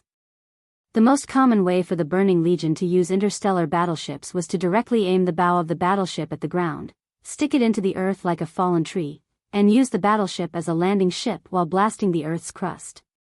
Or, in an extremely tasteless manner, they opened the portal of the battleship and used it as a landing portal after landing. Then, nothing. The fools of the present had not figured out how to use the demonic cannons that ruled the Azeroth 10,000 years later. Well, Sargeras was illiterate. Naturally, it made the demons below miserable. Jaden was extremely smart, but he was a schemer, not an inventor, and definitely not a time traveler. He didn't have the ability to invent a whole set of scientific theories from scratch, especially physics and space theory. After all, this group of guys was too violent, and didn't want to improve. They would kill all creatures of the opposite sex at the drop of a hat. Where would there be so many scientists to study and figure out how to use interstellar battleships? The upper and middle levels were like this, and the guys below were not much better. In the end, the entire Burning Legion became an amusing amalgamation of both high technology and primitive abilities. Now there was Duque, the cultured, proven capable and loyal great hoodwinker who said to them, "I'm well read, I won't lie to you." From top to bottom, they all believed him and unanimously approved Duque's, Mjolnir, portal plan. After the discussion, Sargeras turned to Illidan. "Well, how are you going to offer me the soul of the dragon?"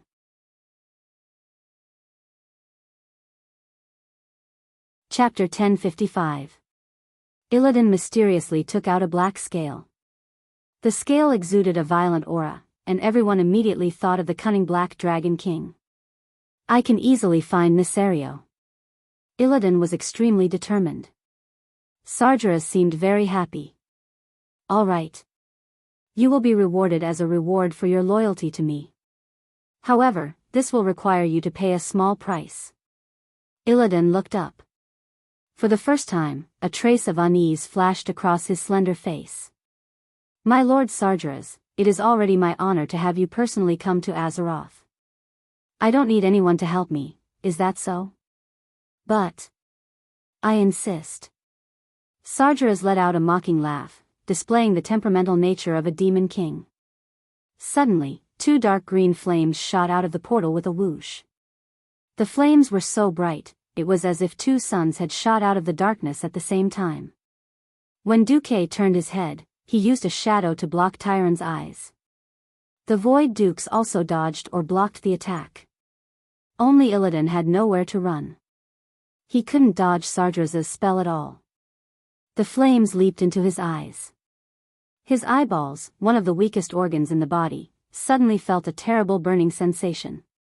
Ah, no, Illidan screamed in pain. His scream spread throughout the hall and even outside the huge palace. There was no longer any trace of arrogance left on his face, only pain, extreme pain, as if his soul was being burned to ashes. Tyron didn't dare to look. She trembled in fear and desperately covered her mouth, subconsciously looking for comfort. She threw herself onto Duque's back. She thought she would hate this action, but she didn't. Unfortunately, she didn't.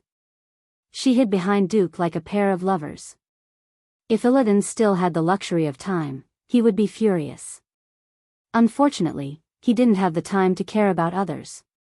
Everyone in the hall watched in surprise as the flames in Illidan's eyes burned brighter and brighter. Sargeras' terrible power pulled on Illidan, forcing him to be tied to a cross and tortured. He opened his arms, his feet off the ground, and his whole body was pulled into the air and bent backward. It was as if in the next moment, this incomparably famous hero would be broken like a matchstick. Illidan's eyeballs were burned to ashes in the first instant, but the flames did not extinguish. The flames fueled by evil magic continued to burn into his eye sockets. When the raging flames burned away the last trace of blood and flesh in the eye sockets, the flames suddenly extinguished.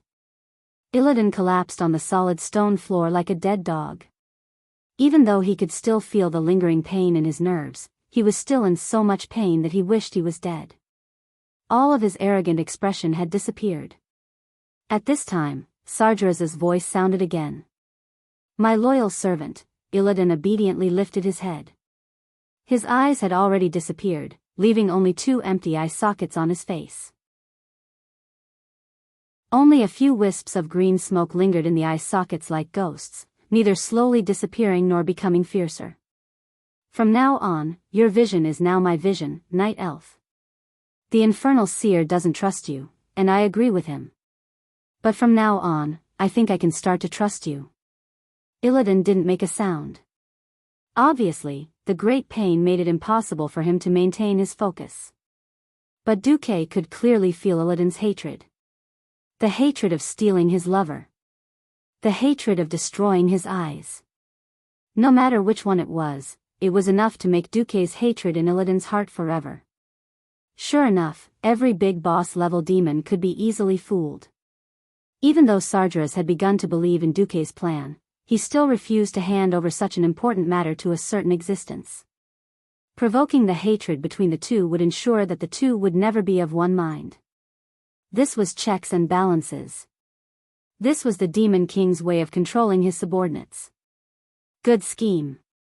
Good plan. If Duque wasn't a veteran transmigrator who had transmigrated twice, he would probably be tricked when Illidan tricked the Burning Legion. As for Sargeras' precautions, Duque only wanted to say, haha. However, it was useless. Time passed day by day. There weren't many surprises.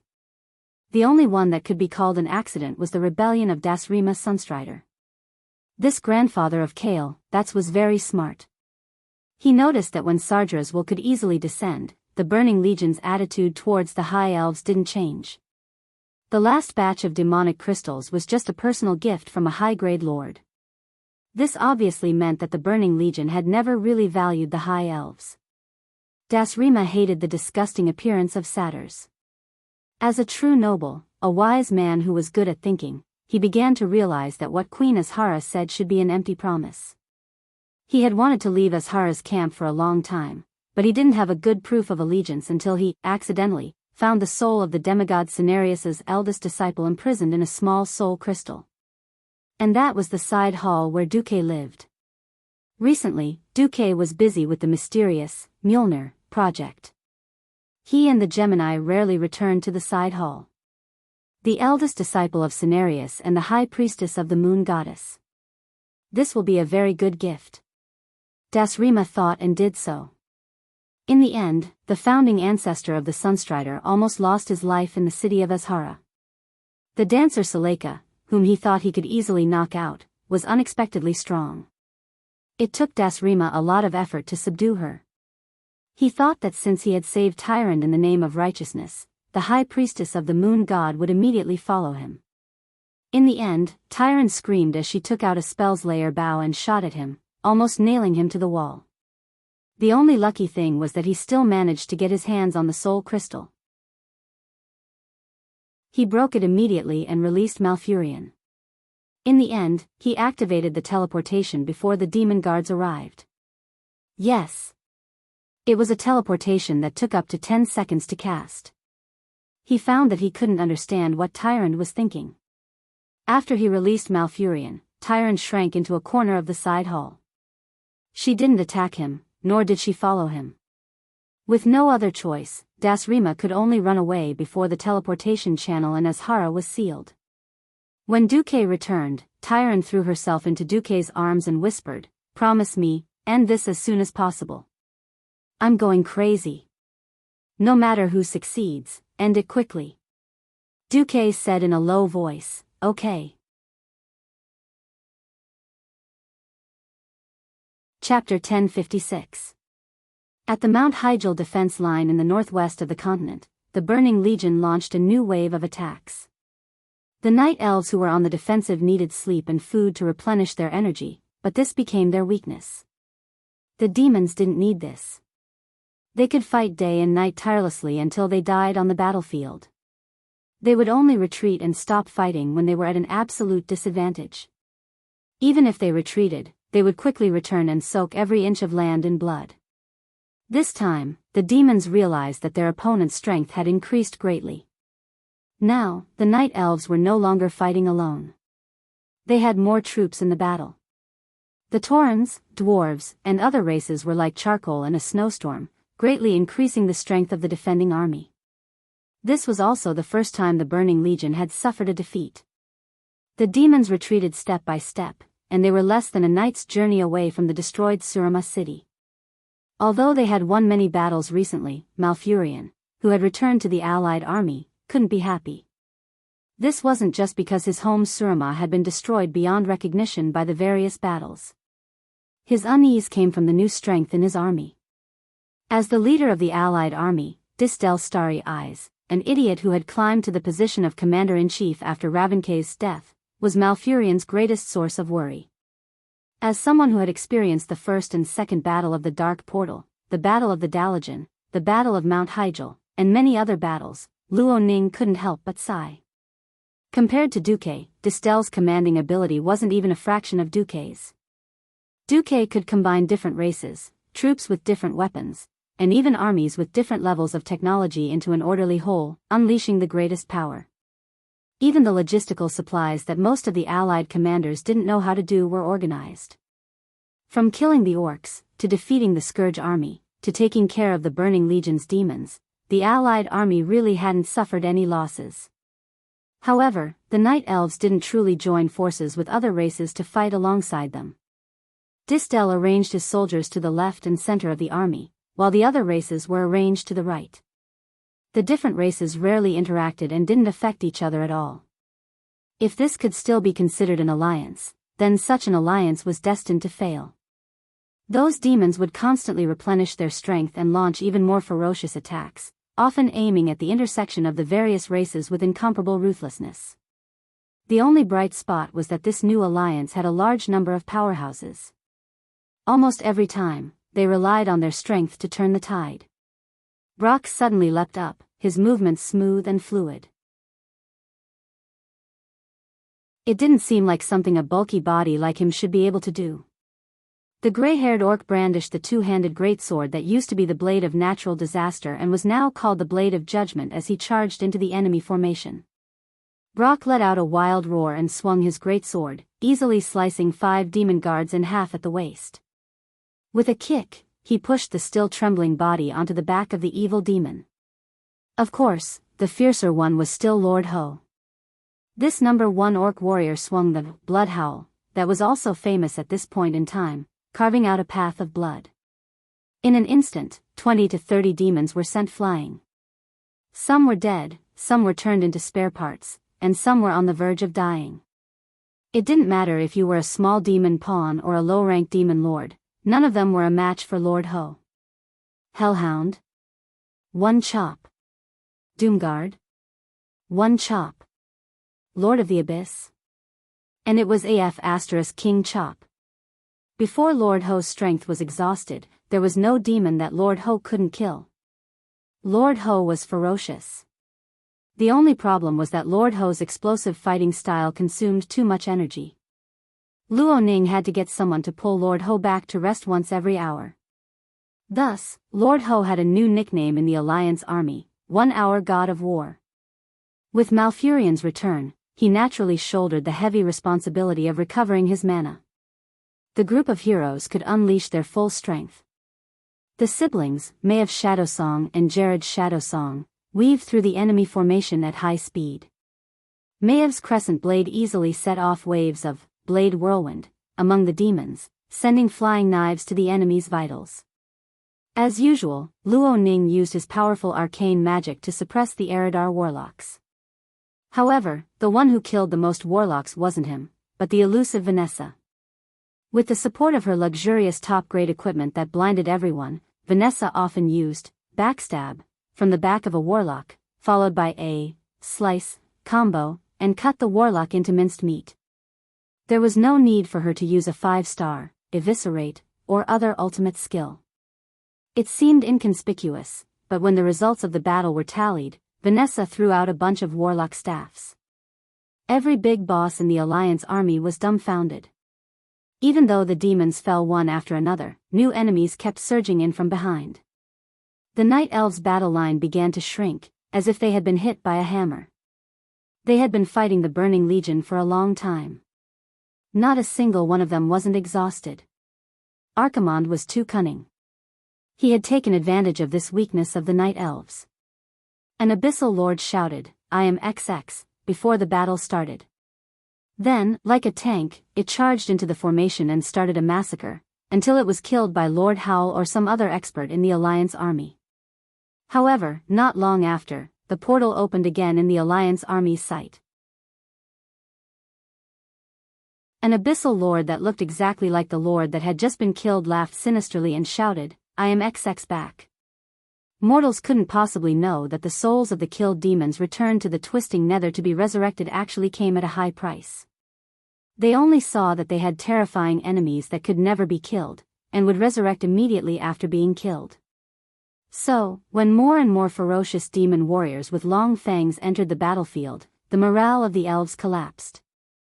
If it wasn't for the demigods of Azeroth acting together, such as Cenarius' father, Malorn the White Stag, as well as the remaining 4 dragons suppressing the enemy's air force, the battle would have been over 1,000 miles away.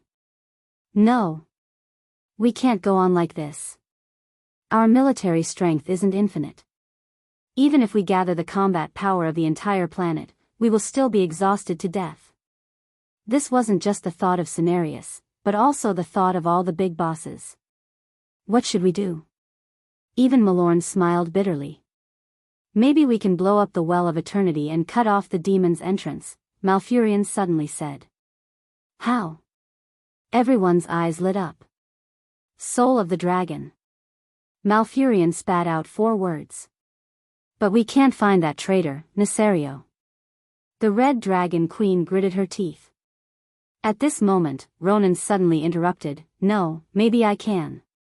What he took out was a black dragon scale that had crossed 10,000 years of time and space.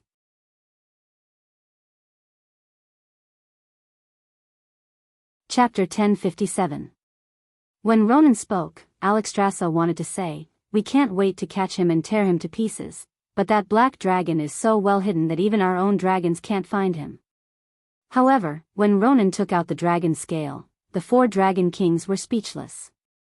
Of course, they recognized that it was something from the dragon race. The 4 dragon kings recognized at a glance that it was definitely Nesario's scale, and not another black dragon's.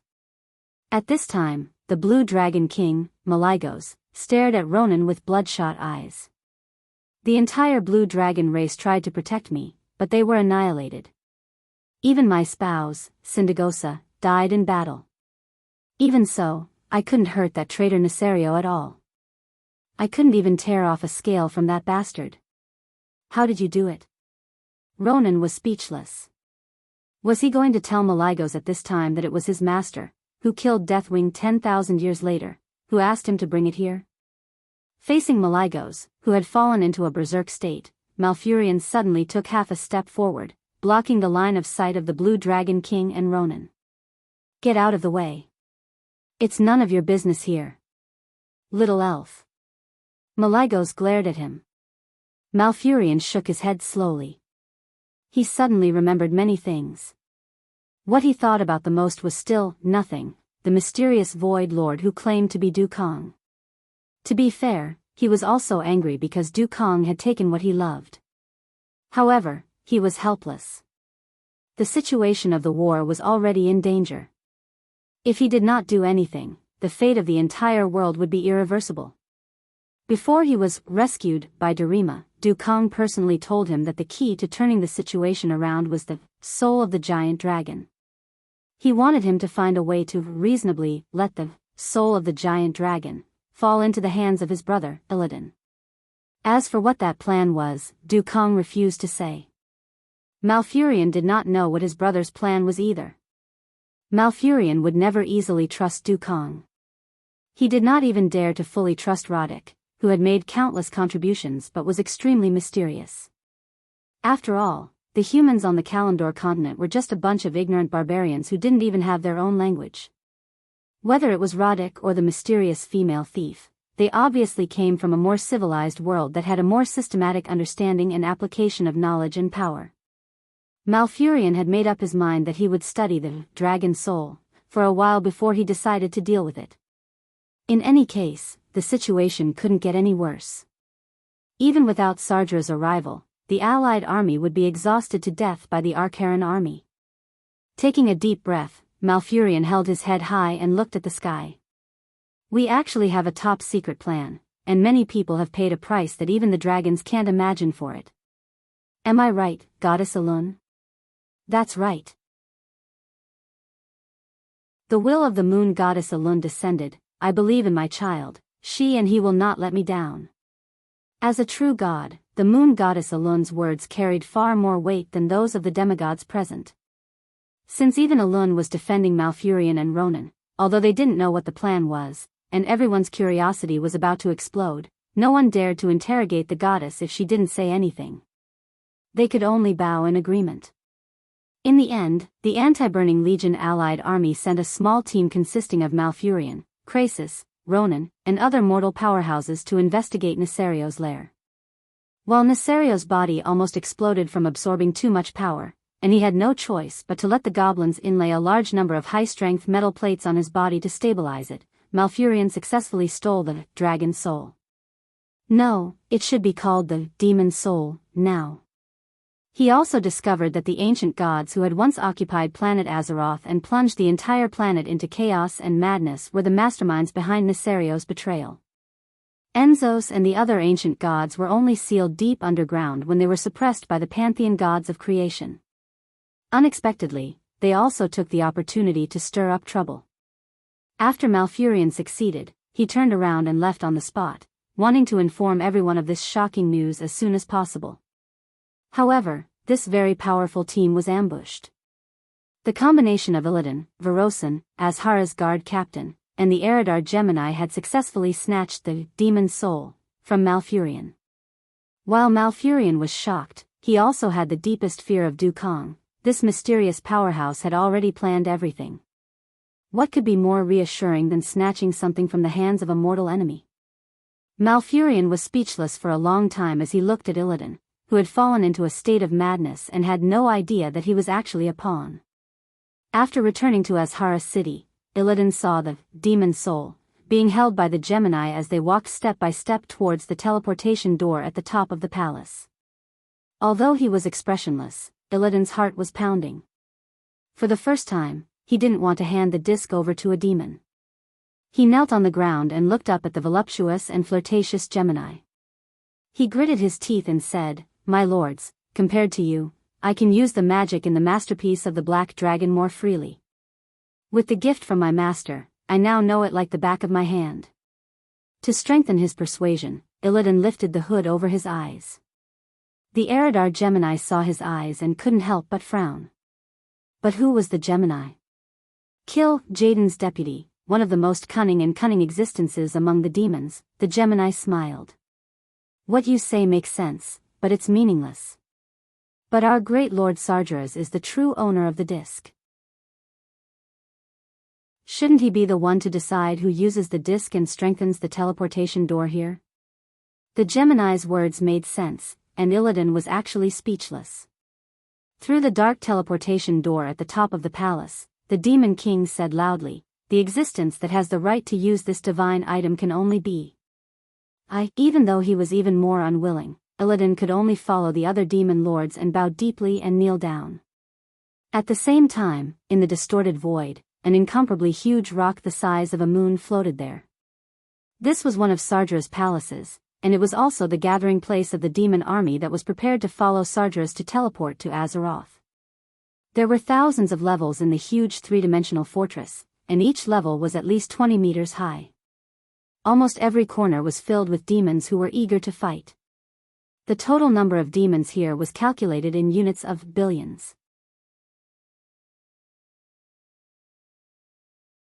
Chapter 1058. This was a terrifying number. Unless a mortal stood tens of kilometers away, he wouldn't be able to see the end of this terrifying army even if he twisted his neck. Think about it. From top to bottom, from left to right, they were all huge, malevolent-looking demons. No matter how you looked, you couldn't see the end. How shocking was this? How terrifying was this? Back then, the Eridar Gemini had shown Tyron such a scene, which caused her to lose control of her heart. If Duque hadn't used his authority as a lord to intercept Tyrant, she might have already fallen into the hands of some extremely vile demon lord and become a broken slave, or even be tortured to death. Obviously, Sargeras didn't even need to come personally.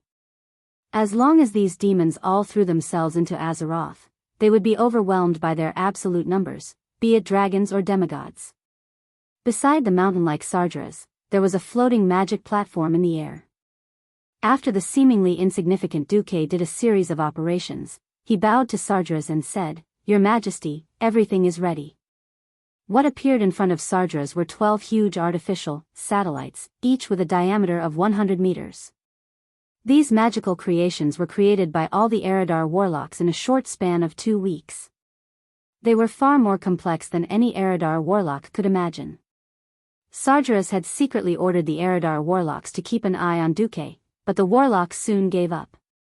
Their level of magic was too primitive.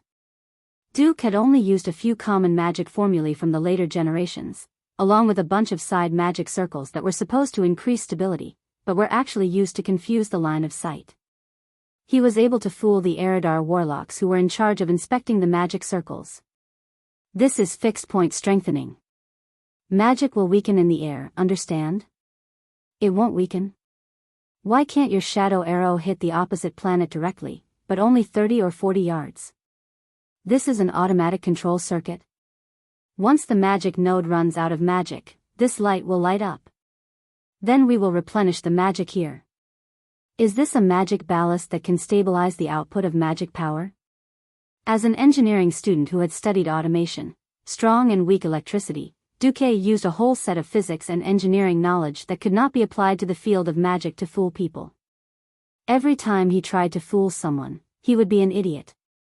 Many Eridar warlocks even ran over eagerly to become Duque's disciples. Just bluffing wasn't enough. The Burning Legion was the most simple and violent place, and all that mattered was the results. Duque's dimensional gate was indeed effective.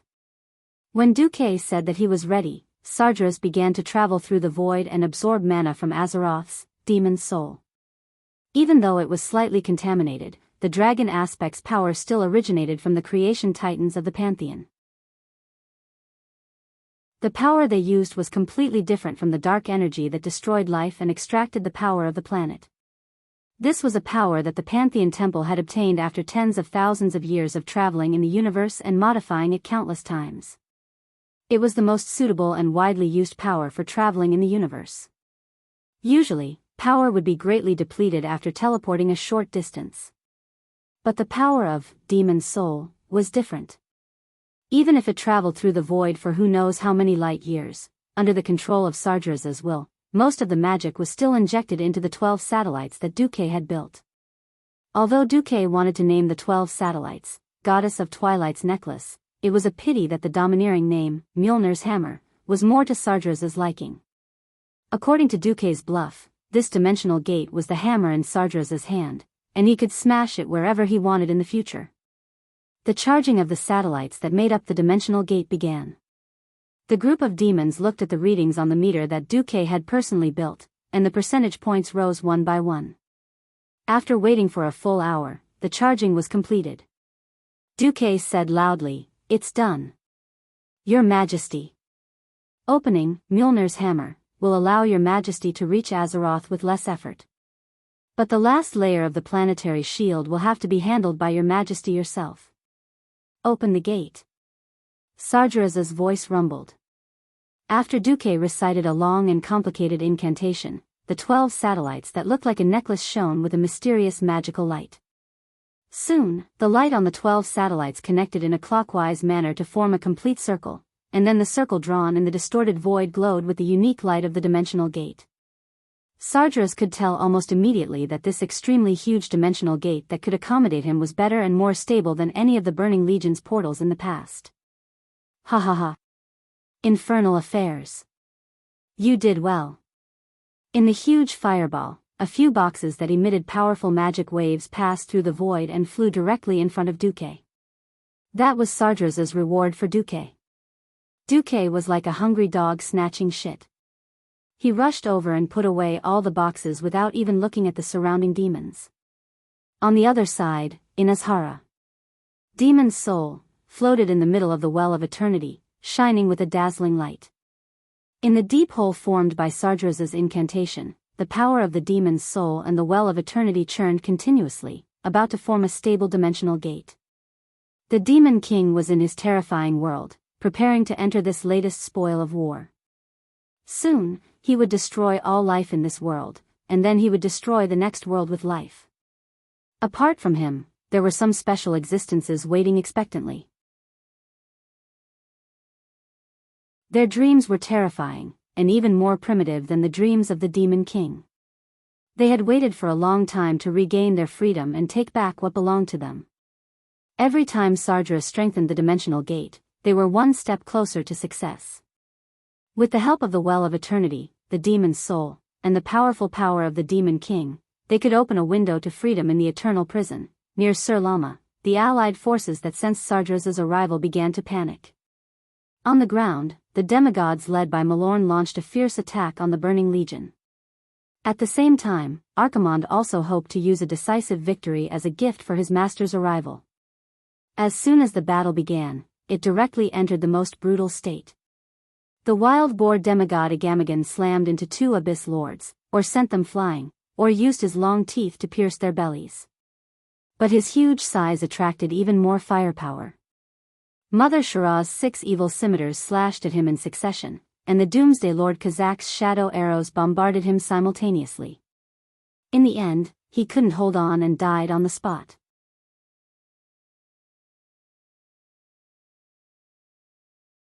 Chapter 1059. This was true for demigods, not to mention the mortals. A large number of lives were consumed like ants. In this primitive and backward era, no one knew how many people had died except for the relatives and friends who were familiar with those who had sacrificed themselves. Perhaps the demigods of Azeroth could find a chance to revive in the distant future, but mortals were dead. The battlefield was filled with a tragic atmosphere. If not for the fact that the Burning Legion only wanted to kill and destroy, the morale of the mortals in the allied army would have collapsed. In the sky, the dragons chose to give it their all. No one can guarantee that the spy hidden in the Burning Legion, or Illidan's storm rage, will be able to close the portal. We can only trust ourselves. Give it your all. We will close the portal with our own power. Alexstrasza encouraged the 4 dragon aspects, as well as the dragon assault team, Krasis, Malfurion, Ronan, and the others. This was destined to be a charge filled with pain and despair. The sky of Azeroth was filled with dark clouds. Unfortunately, the dark clouds were formed by the Apocalypse guards that were hovering in the air. Archimonde had personally gone to deal with the strongest demigod, Malorn the White Stag. Those left behind in Azeroth were not weaklings either. For the army, Apocalypse Lord Mephistos roared. His huge claws fell from the sky, and the Apocalypse Guard army that was as dense as a swarm of locusts slammed into the Dragon Tribe's assault team like a huge wave. The 4 dragon aspects were undoubtedly the strongest in Azeroth. The strong bodies of the dragons, coupled with the power granted by the creation titans, made them very strong. However, the betrayal of the Wings of Death had extracted part of their souls and their power cores. Even Alexstrasza, who used life as her power core, was only left with less than 40% of her power from her peak. Facing the siege of dozens of void dukes of various sizes in the sky above Azhara City, even someone as powerful as them fell into a desperate and bitter battle. They could not even get close to the outer city walls of Azeroth. A single dragon breath could kill more than a dozen large Apocalypse guards, but half a second later, more demons filled up the gap. They did not have the time to catch their breath at all. Giant dragons relied on their claws, mouth, wings, and tail the most. When Malfurion landed, he summoned a net of vines below them. Hardly had the experts been caught and the momentum of their fall slowed down when Azhara's counterattack arrived. Countless demon guards and hellhounds swarmed out of the city gate. On the tall city wall, the high elf mages and Eridar warlocks lined up neatly in 3 rows, showering the heroes with spells of all colors. Follow me. Malfurion led the heroes into an enormous sewer that could accommodate 2 carriages at the same time. In the sewers that were not submerged, there was knee-deep black blood and a large amount of corpses emitting an unbearable stench. After Malfurion opened the gigantic alloy fence that had been enhanced by magic with a special secret technique, they had to endure the stench while they continued to charge toward the forbidden palace of Azhara. But soon, they were also blocked by the flood of demons that surged into the sewers. At this moment, in the tower next to the Well of Eternity in the center of Azhara, a bone-chilling roar suddenly came from the portal that Sargeras used. Even if they could not see it, anyone with the slightest magical sense could feel a terrifying storm brewing in the Well of Eternity. Obviously, that was the Burning Legion's unique demonic storm. Sargeras is about to arrive? Is everything over? Unable to hold it in any longer, Ronan directly used Arcane Impact, and broke through the sewers that they had been proud of as a barrier. The heroes charged toward the ground in a suicidal manner and rushed toward the inner city. Suddenly, an earth-shattering roar came from the sky, even louder than the loud noises on the battlefield. Deathwing rushed in and descended from the stormy clouds in the sky. He charged straight toward the demon's soul that was floating above the Well of Eternity. Mine. That's mine. You despicable thieves. No one is qualified to take it away from my claws. Deathwing obviously fell into a state of madness as he charged madly toward the demon's soul. Although Krasis and the others were full of anger and wanted to protect Deathwing who had betrayed the dragons, in such a situation, they had to shout in their hearts, "Well done." The Burning Legion was powerful, so the demon lords never cared whether their enemies were one or a group. Anyway, they were all guys that had to be dealt with. Only the most evil and powerful races that thirsted for destruction and destruction like them were qualified to join the Legion. Since they dared to steal from Nesario, they dared to face the revenge of the Black Dragon King. Balnazar, Malganis, Khazroga, and Croesus, the four-winged demon lords, flew into the air. However, the two Dreadlords and the two Doomsday Lords were only in the air just in case. Boom! A huge three-dimensional protective magic circle suddenly appeared in the void, and an evil yellow-green light bloomed, bouncing Deathwing away. Not only was it bounced away, but it also caused considerable counterattack damage. No, the Black Dragon once again rushed toward the magic circle that could not be passed through. His body continued to burst into flames because of his excessive strength, causing his body to crack. He had to use the armor made by the goblins to maintain his body, but now the counterattack of the magic circle had triggered his injuries. Obviously, the armor had not completely sealed the cracks on his body. His eyes were wide open, and he rushed toward the demon's soul with anger. He was so fast that Malfurion was dumbfounded. This time, there was a change in the magic circle. A cluster of green light that illuminated the entire world enveloped the entire black giant shadow. Nesario was tricked and directly suffered a big blow. He screamed and somersaulted at least 5 times in the air. Even the 4 demon lords who had been waiting at the side flew over together, ready to take advantage of the situation. At this moment, an accident happened.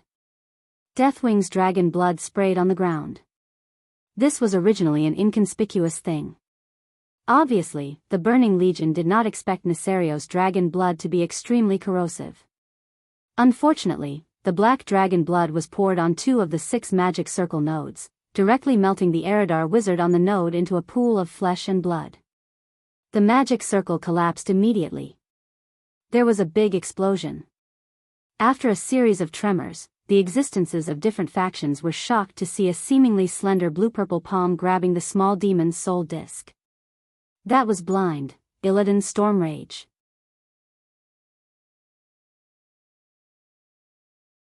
Chapter 1060. A few hours ago. It was a terrifying day, a dark day where the sun and moon couldn't be seen. Ever since Illidan suggested that he would give Sardras the demon's soul, Tyrant hadn't been able to sleep. The few times she did, she would take a short nap out of exhaustion. On rare occasions, when she learned that Sardras was about to obtain the demon's soul, she fell asleep. Unfortunately, she had a nightmare about the destruction of the world. When she woke up, she sensed a man's aura beside her. Malfurion, are you here to save me? Or is it you? Illidan? The prayers of the beauty were destined to go unanswered.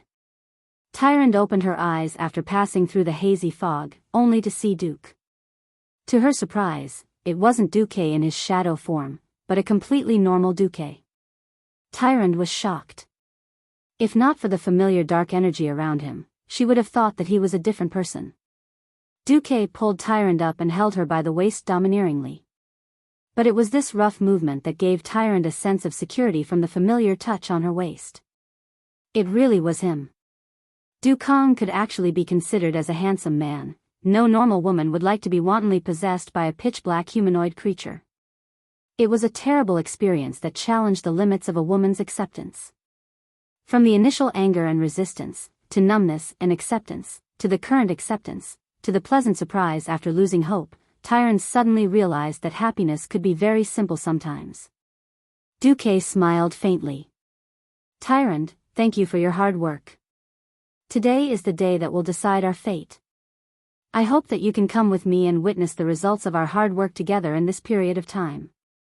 This proves that all of our grievances and patience have paid off. This is not the will of the goddess. It is purely us. Tyrant's mouth twitched, and the muscles on her face twitched slightly. Her exquisite and holy face seemed to be telling Duque that she wanted to be happy, but was also afraid that she would be even more disappointed and hopeless later. It was this incomparably contradictory feeling that made her speechless for a long time. Tyrant was at a loss for words. Come on. Duque did not explain further and entered the shadow form again. Just like that, he led Tyrant through various corridors and doors. The high elves and demons they met on the way all bowed respectfully to them. In their eyes, Duque was a rare, powerful, and intelligent technology-type lord in the army. She was different from those lords who only knew how to fight and kill. She was also different from those demonesses who only knew how to scheme but didn't have high combat power. For the time being, this infernal lord was irreplaceable in the army. Thus, even though they considered Tyrant to be the slave of the infernal lord, they didn't dare to slight her in the slightest. After arriving in the void, Tyrant saw Sardra's gigantic and terrifying true form. She also saw Duke open a huge portal and teleport Sardra's to the space barrier of planet Azeroth in one breath. Even now, Tyrant still didn't understand what Duque was trying to do. Wasn't Duque still helping Sardra's descend? When Sardra's mountain-like body disappeared through the void portal, Tyrant could clearly hear the cheers of the Eridar warlocks in Duque's control center. The demons were roaring, singing, and celebrating the fact that they were about to conquer and destroy a new planet. "Alright, you can all leave. I want to celebrate with my baby." Duque spoke in the Eridar language, which Tyrant couldn't understand. However, before the male Eridar demons left, they gave Tyrant an "we understand" expression. Tyrant's face heated up. Filled with a sci-fi feel, the metallic hall that could accommodate 100 people instantly became empty. None of the Eridar demons felt that there was anything wrong with Duque's order. Because Duque had already proven his loyalty to the army and had completed his mission well. The status that Duque enjoyed now was a matter of course. Tyrant braced herself and walked over to Duque's side. She knew that she couldn't defy Duque or Duque's divine sword. He wanted, at that moment, Duque gently hugged Tyrant and whispered into her long ear, "Now, it's time to witness a miracle. We have to conserve our energy, because it's going to be dangerous." Duque snapped his fingers, and the huge screen in the hall projected a real-time image of Azhara's surroundings. Tyrant saw the battle between the demigods of Azeroth and the main force of the Burning Legion. She saw the demigod, Malorn the White Stag, appear. As the guardian of nature, Malorn was known as the most powerful creature that walked on Kalimdor. He was one of the strongest creatures on Azeroth, just like the Dragon King. Guardian of the Way, Holy Spirit who protects all, Great Ancient Guardian. More than 10 titles and titles fully reflected Malorn's greatness. In the image, Tyrant was shocked to see that Malorn had easily flattened an entire elite demon army of the Burning Legion in order to save his injured son, Cenarius. Archimonde had no choice but to appear to prevent the entire army from being destroyed by Malorn. The duel between the two powerhouses made Tyrant think of phrases like, a duel between the strongest of two worlds. After the earth-shattering battle, Malorn, who had already been seriously injured in the previous battle against a large number of demons, was defeated by Archimonde the Corrupted. Although he had been evenly matched with the Demon Lord, Archimonde broke his neck. Archimonde won by a narrow margin. "Ah!" Tyrant cried in horror. Because the one who died was the spouse of the goddess she believed in, Duque could only comfort her, "Don't worry, demigods can be revived. It just takes a little longer." Then, the image moved to the vicinity of Azhara, and Tyrant saw the allied army's surprise attack turn into a bitter battle. She saw Necerios' chaos and failure. In the end, the center of the image locked onto Illidan, who had obtained Demon's Soul. Illidan. No one knew whether Illidan had aimed for this opportunity long ago, or if he had just appeared there by accident. All they knew was that because of the magic circle's explosion, Demon's Soul had been blown away. Now, within 100 meters of Illidan, there was nothing that could stop him. If Illidan wanted to do something to the platinum-shaped Demon's Soul, now was the best time to do so. "Brother?" 100 meters away, Malfurion exclaimed in shock.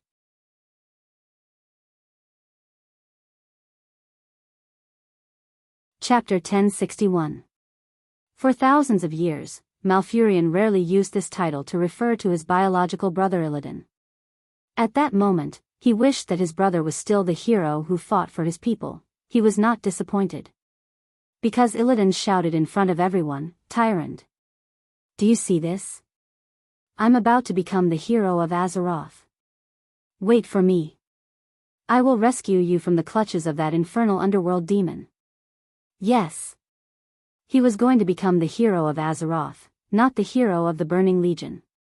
When he said this, it formed a huge contrast with his eyes that had been destroyed by Sardra's blessing, and the evil Legion runes that covered his shoulders. Great. What jumped out of Malfurion's mouth was exactly such a delightful word. For a moment, Tyrant cheered in her heart, even though she had always disliked Illidan's stubbornness. Illidan was a stubborn maniac who desperately wanted to prove himself. When he wanted to study under the demigod Cenarius, Cenarius found out that he could not calm down and learn the way of nature, so he rejected him. Feeling humiliated, Illidan immediately turned around and joined the Moon Guards. He used his identity as a Moon Guard to expose and prove the Queen's conspiracy. After the leader of the Moon Guards, Latuzius, died in battle, he took over the leadership of the Moon Guards. However, Illidan was still too radical. His mana burn often burned his fellow Moon Guards to death, regardless of friend or foe. This caused him to offend many of his comrades. Unexpectedly, in order to win, he would act like Dukong. On the surface, he would side with the Burning Legion, but in the end, he would find a way to fight back. Tyrande was happy for Illidan. At least her childhood friend had not truly fallen. Unfortunately, Tyrande's happiness did not last for more than a second, because she immediately realized that Duque was too calm. That strange calmness was as if he was waiting to see Illidan make a fool of himself. Duque's behavior was like a bucket of cold water poured over Tyrande's head. In fact, Duque did not want to hurt Tyrande's feelings. He even hoped that Illidan would reconcile with Malfurion on the spot like he did in history. He wanted Illidan to cast the demon's soul, and send the demons of the Burning Legion back home. However, dreams were always beautiful, but reality was always so painful. From the very beginning, Duque felt that something was definitely wrong when he returned to 10,000 years ago. With Nozdorma's violent and straightforward personality, he would never do something like throwing Duque into the ancient war to kill him. Therefore, Duque always tried his best to avoid fighting with all his strength. Sure enough, history books were meant to be torn. Right after Illidan's self-expressive, delusional speech, tragedy befell him. You really are a spy. Sardra's, whose true body was still outside the space barrier, roared angrily.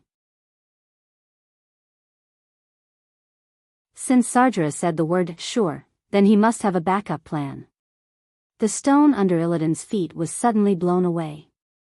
Even though Illidan was a master of both magic and martial arts, and had amazing dodging abilities, he could not avoid this trap that he had prepared for a long time. An extremely complicated, circular magic circle with a diameter of 30 meters suddenly lit up under his feet and easily caught Illidan. Dozens of large and small demonic giant hands grabbed Illidan's hands and feet. They twisted his entire body backwards and lifted him high into the air. He. You're a lowly traitor. Do you really think that the demon's soul was accidentally blown to your side? I lied to you. Idiot. See, you've been exposed now, haven't you? One on the left and one on the right, holding the platinum disc from both sides. Of course, it was the Eridar twins. The figures of these two female demon overlords could be seen in almost every secret operation. On the side of Azeroth, almost everyone's heart fell to the bottom. Even Duque's heart skipped a beat. As expected, history had changed greatly.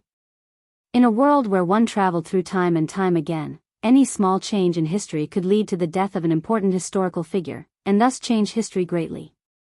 However, Duque did not move, even though Tyrande, who was in his arms, had begun to tremble. It was Duque's calmness that affected Tyrande. On the other side, Sardra's voice came again. Give me the demon's soul. I have no time to care about a little bug that is destined to be destroyed along with this world. Yes. Yes. The Gemini twins smiled. They were very happy. They had helped their master's master at a crucial time.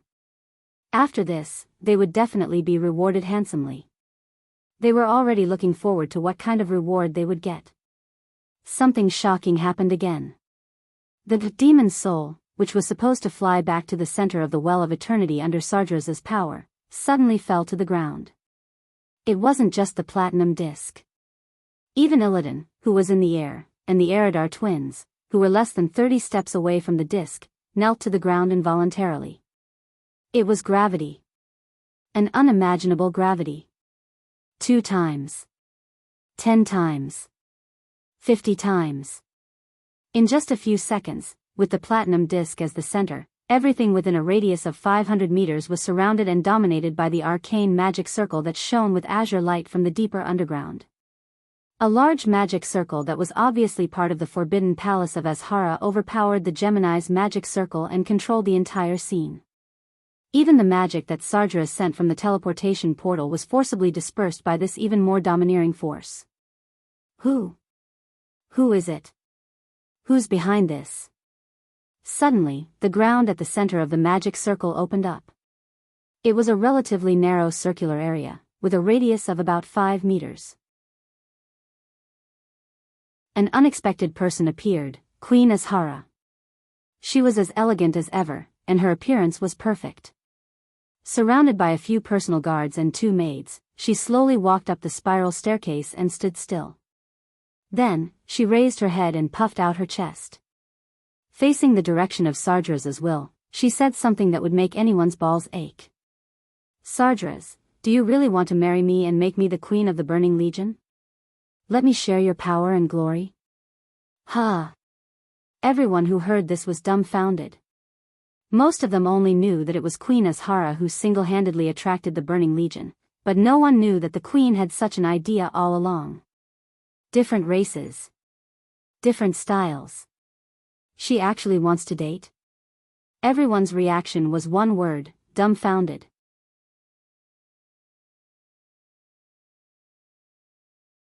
Chapter 1062. It sounded exaggerated, but when one thought about it carefully, it made sense.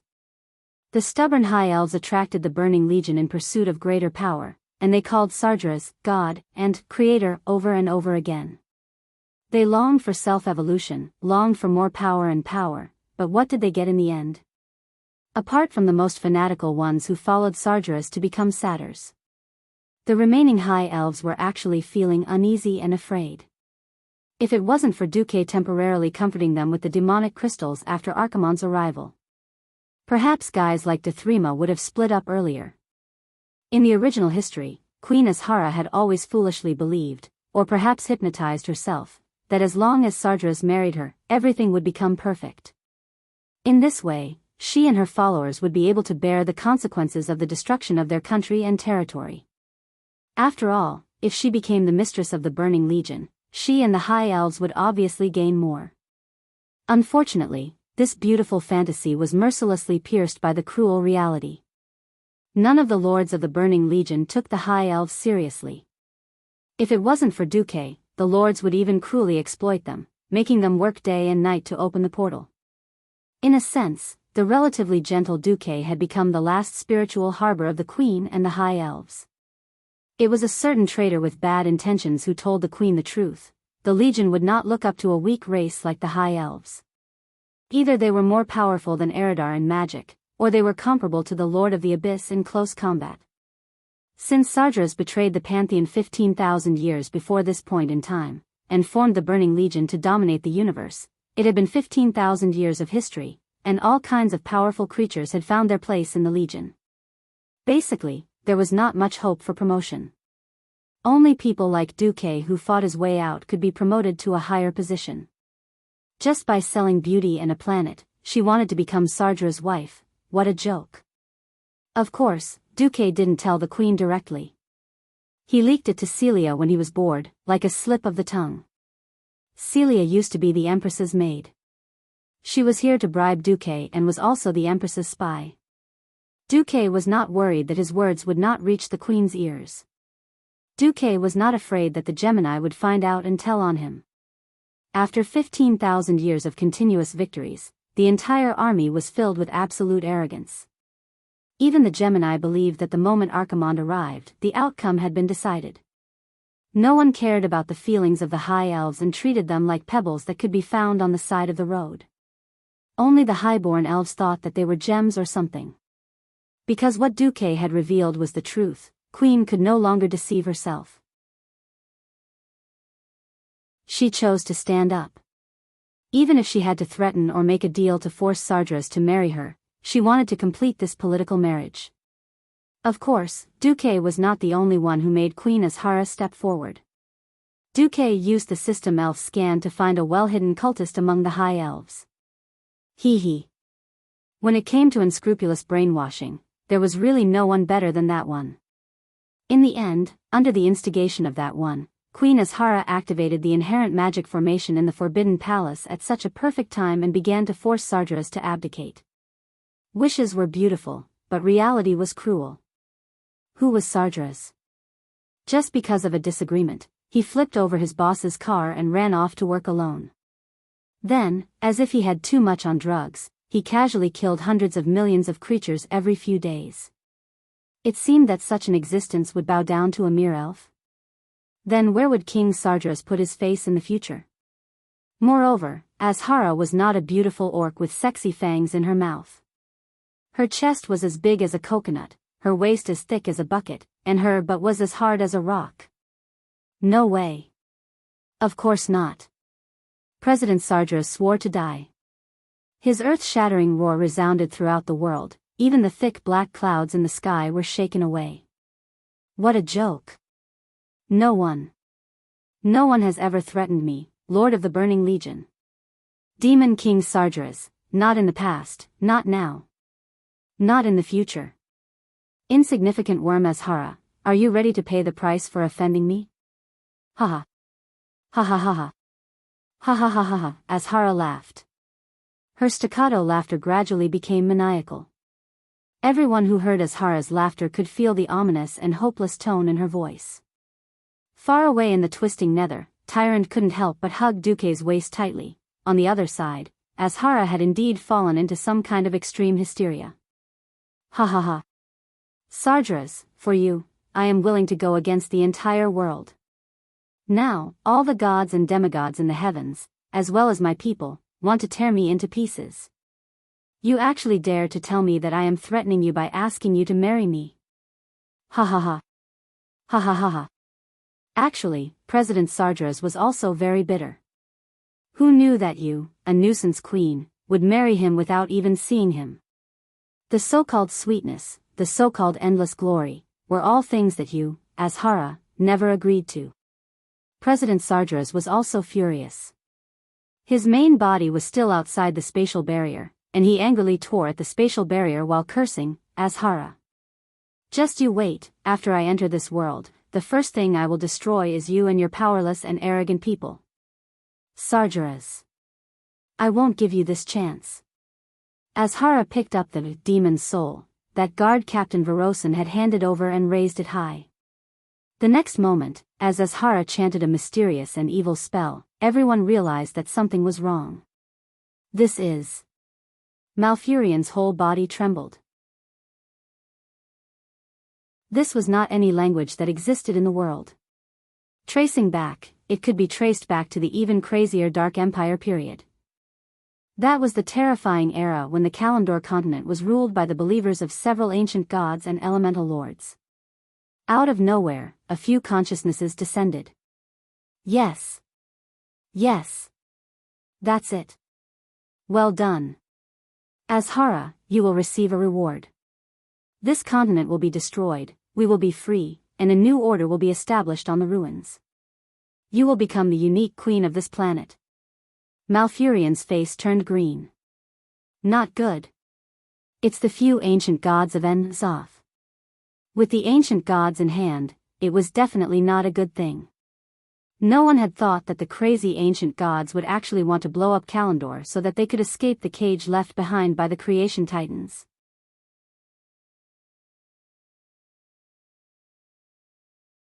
Chapter 1063. Evil light bloomed in Queen Azhara's hands. Beside her were her most loyal servants. They were all fanatics who were willing to sacrifice themselves for the queen. Now, they were also kneeling on one knee, watching the queen's actions with fanaticism. Ha ha ha. Perish. Sargeras, you ungrateful B***tch. I won't give you what I can't have. Azhara's once elegant face was now twisted with madness. The demon's soul in her hands had the most intense reaction with the well of eternity that originally belonged to her. The black well water suddenly shot thousands of meters into the sky. Azhara city began to tremble. No, the entire Kalimdor continent began to tremble as well. No, someone stop her. In the sky, the red dragon Queen Alexstrasza screamed in fear. In the void, the moon goddess Alun did not hesitate to use her divine power to attack Azhara's magic formation with the falling starlight. It was useless. The magic formation of Azhara had been in operation for countless centuries. With the support of the Well of Eternity, it could even withstand divine power, at least for a while. You'll regret this. B***tch. In the distance, Sargeras was frantically tearing at the spatial barrier. He was speeding up to enter this world. The teleportation gate in the south of Azhara's forbidden palace had opened slightly, and a hole the size of a fist had appeared. The Demon King's terrifying aura was spewing out from inside. If they left it alone, Sargeras would be able to come out with time. At this moment, a slim female figure suddenly appeared behind Queen Azhara. Ah! Tyrande, who was watching the live broadcast in the twisting nether, exclaimed. Unexpectedly, Duque nibbled on Tyrande's earlobe and whispered, "She's my servant." Yes. A servant who seemed to have entered without permission had changed the entire situation. Queen Azhara would never have thought that someone would be able to sneak behind her even after she had sealed off the magic circle and isolated herself from the outside world. Your Majesty. The guard captain, Varlason, drew his sword decisively. He was half a step too slow. Vanessa snatched the demon's soul from Azhara's hand. She didn't attack Azhara directly because Duque had repeatedly told her that the Queen's magical protective gear was terrifying. It was completely synchronized, and Azhara's magic circle actually had such a small gap. Everyone could see that Ronan was pressing something that looked like a pillar. The magic radiance spreading from his hand told everyone that this was his doing.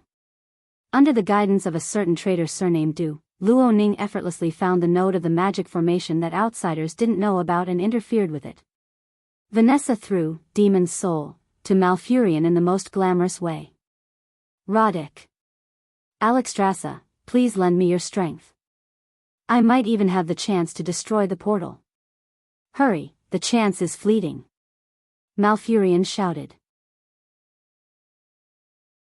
In the distance, the four dragon aspects, Luo Ning, Krasis, all the powerhouses of the allied army who could control their mana were offering their power. The colorful elemental light flew towards the tiny druid. At the same time, the lords of the Burning Legion also pounced over crazily, trying to stop Malfurion. All the powerhouses of the allied army, including Grom, pounced at the lords. They wanted to use their own bodies to stop the demon lord's interference. Everything was ready, and all they had to do was wait for Malfurion's final attack. If their last effort failed, none of them would survive. Malfurion's eyes flashed with the light of power.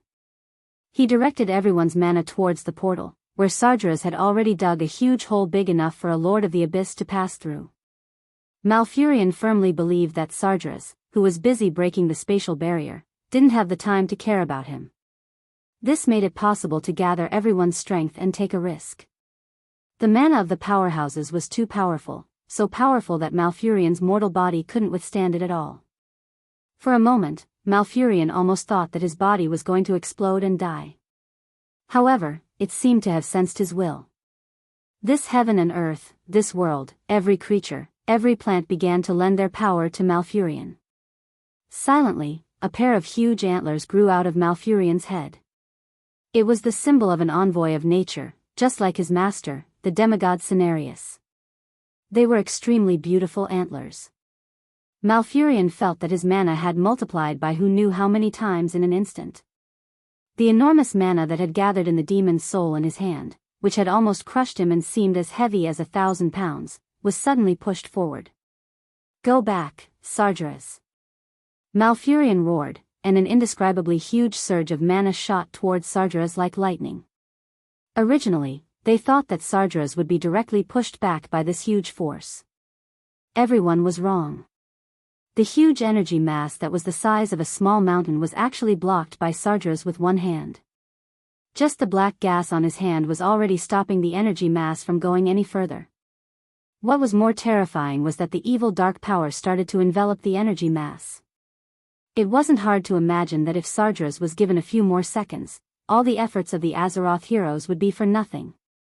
No, almost everyone screamed in their hearts. Just then, a green figure fell into the portal like a meteor. The green figure was so inconspicuous that if they didn't pay attention, they would easily have missed it. In the next moment, everyone saw a shocking scene. Sargeras, the great demon, was actually injured, but only a small one. There was a shallow wound on his right leg. Krasis' sharp eyes recognized that it was caused by a large sword. It was Brock's blade of cataclysm. Every transmigrator's eyes were filled with bewilderment. None of this seemed to be possible. However, the magic sword that came from Archimonde's corpse 10,000 years in the future had really injured Sargeras. This top-grade greatsword had caused substantial damage and pain to Sargeras, who had an extremely high defense. Malfurion seized the opportunity when Sargeras was momentarily distracted. Explode. He easily detonated the energy. Finally, at the position of the portal, there was an earth-shattering explosion. No. Not just the portal. Even the branch of the Well of Eternity that was connected to the portal was affected. In less than half a second, even the entire Well of Eternity changed color. Not good. If this happens, not just the Well of Eternity, but the entire planet will explode.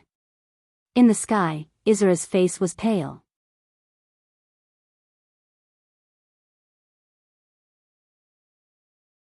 Chapter 1064. On Earth, in the era of the most serious confrontation, the most serious would be Old Sue and Old Me throwing bombs at each other, turning the Earth into a nuclear winter.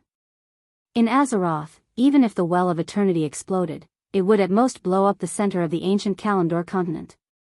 But when the huge energy was mixed with the spatial barrier in the portal, it wasn't a simple matter of 1 + 1 = 2. Back then, the Titans of creation had put in a lot of effort to create this planet's spatial barrier. The spatial formation around Azeroth was not only a barrier that prohibited entry, but also a pillar that supported the planet's existence. It was like unscientifically taking the planet's core out of the atmosphere and wrapping it around the planet. If the planet's core was forcefully smashed from the outside, the planet would be finished. Of course, it wouldn't be so troublesome for the Burning Legion to just destroy the planet, but it would be much more troublesome to squeeze in and snatch the treasures inside. Malfurion detonated the huge ball of energy that crashed into the portal, causing the entrance of the huge vortex to tremble continuously. Then, it lost its internal strength, and the portal began to collapse. The edges of the portal that were burning collapsed one after another. As a fallen titan with supreme divine power, Sargeras still wanted to forcefully rebuild it with his powerful spatial magic. Unfortunately, it was too late. The situation had already gone out of control. Even with the power of the Titans, there were times when they couldn't do anything. Brock's sword had stunned Sargeras for a full second. It was that precious second that had stolen the victory of the Demon King. Despicable ant, under Sargeras' flames, the old orc, Brock, still smiling, was reduced to ashes. The long campaign had finally come to an end. The regret of not dying with his comrades had drawn a full stop on this ancient battlefield that had been 10,000 years since he was born. Brock, Grom cried, which was rare for him. Many of his comrades had died on the battlefield, but he didn't cry. Even when most believed that the tribe had perished, he didn't cry. But when this comrade whom he wasn't too familiar with, nor was he unfamiliar with, slashed out in order to save the world, the great Grom Inferno roared, and cried. His lacrimal glands seemed to have collapsed, allowing tears to gush out of his eyes and mix with the blood staining his face, turning his face into a mess. Unfortunately, not many beings had the time to notice Master Roar's feelings. Because the situation was still very critical, Sargeras was unwilling to accept the fate of failure. He forcefully smashed open a part of the unstable space barrier and stepped out of the portal that was about to collapse. He wanted to force his way into Azeroth and repair it at the same time. His desire caused the spatial structure of the planet to become even more unstable. Just as the explosion of the portal began to spread, the Demon King found himself stuck in the portal, unable to escape. He couldn't escape, and he couldn't retract his leg. He threw away the sword in his hand and punched the entrance with his fists, but to no avail. The passage between the two worlds rapidly shrunk until he was sandwiched tightly in the middle. Sargeras roared, his voice reverberating in everyone's hearts. I will not fail. Absolutely not. The portal kept shrinking, and Sargeras seemed to be shrinking as well. He tried his best to open the passage, and under his immense power, the inside of the portal started to catch fire, bursting out with an indescribably terrifying energy turbulence. At the same time, this also caused a terrifying tremor that affected the entire planet's crust. We have to do something. Nuzdormu roared. We have to push Sargeras out, or he'll bring us down with him. Alexstrasza was like a madman, forcefully taking on the big moves of the three demon lords, and rushed towards the portal. Unfortunately, she was still too far away. Is this the end? Malfurion was the most desperate. In order to stop Sargeras from entering this world, he was the one who had detonated that ball of energy. Who would have thought that this was considered doing bad things out of good intentions? If Sargeras came in, the planet would be destroyed.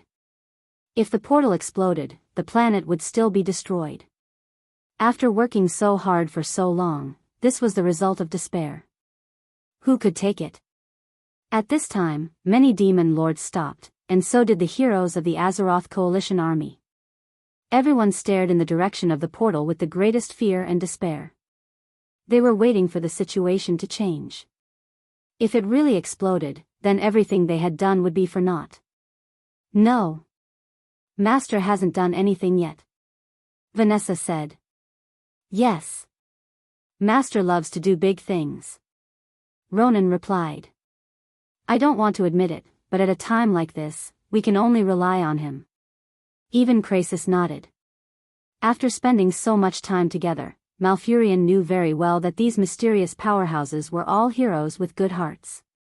They had the most noble sentiments and the most resolute will to fight. They could be said to be the most resolute and perfect comrades. The him they were talking about was naturally that nothing, who had helped Malfurion and imprisoned him. He was also the Dukong that Tyrant had mentioned later on. In the end, we still have to rely on that Dukong? Malfurion's mouth was full of bitterness. He thought of many things. He thought of the peaceful days in the past, and the time he had strolled in the lush garden with Tyrant. He couldn't help but think that his last hope had actually fallen on that mysterious Dukong. How laughable.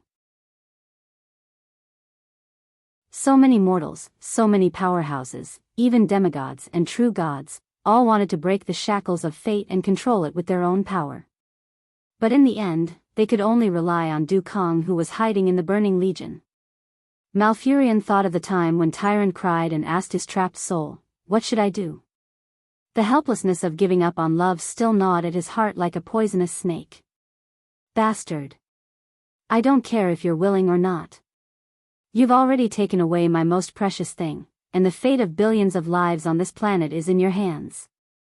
Don't disappoint us. Otherwise, even if we die, we'll curse you with the fiercest power possible. Malfurion thought back to Duque's pitch-black appearance and tried to convince himself to trust this mysterious and unreliable fellow. It was rare that even Malfurion the honest guy let out such a cry. Not to mention other existences. Who was it? It didn't matter who it was. Who could save Azeroth? Come quickly. This world is going to be destroyed. In the twisting nether, Tyrant was so shocked that she couldn't speak. At this moment, Duque suddenly grabbed her hand and smiled. Did you know? The best singers are always the last to appear. Under the gaze of tens of thousands of people, as the Demon King roared and hit the wall with all his might, a huge shadow of a black figure suddenly appeared above the portal. It was Duque in his shadow form. Come back, Sargeras. The next moment, an irresistible suction force came from the other end of the portal and forcefully pulled Sargeras back into the portal.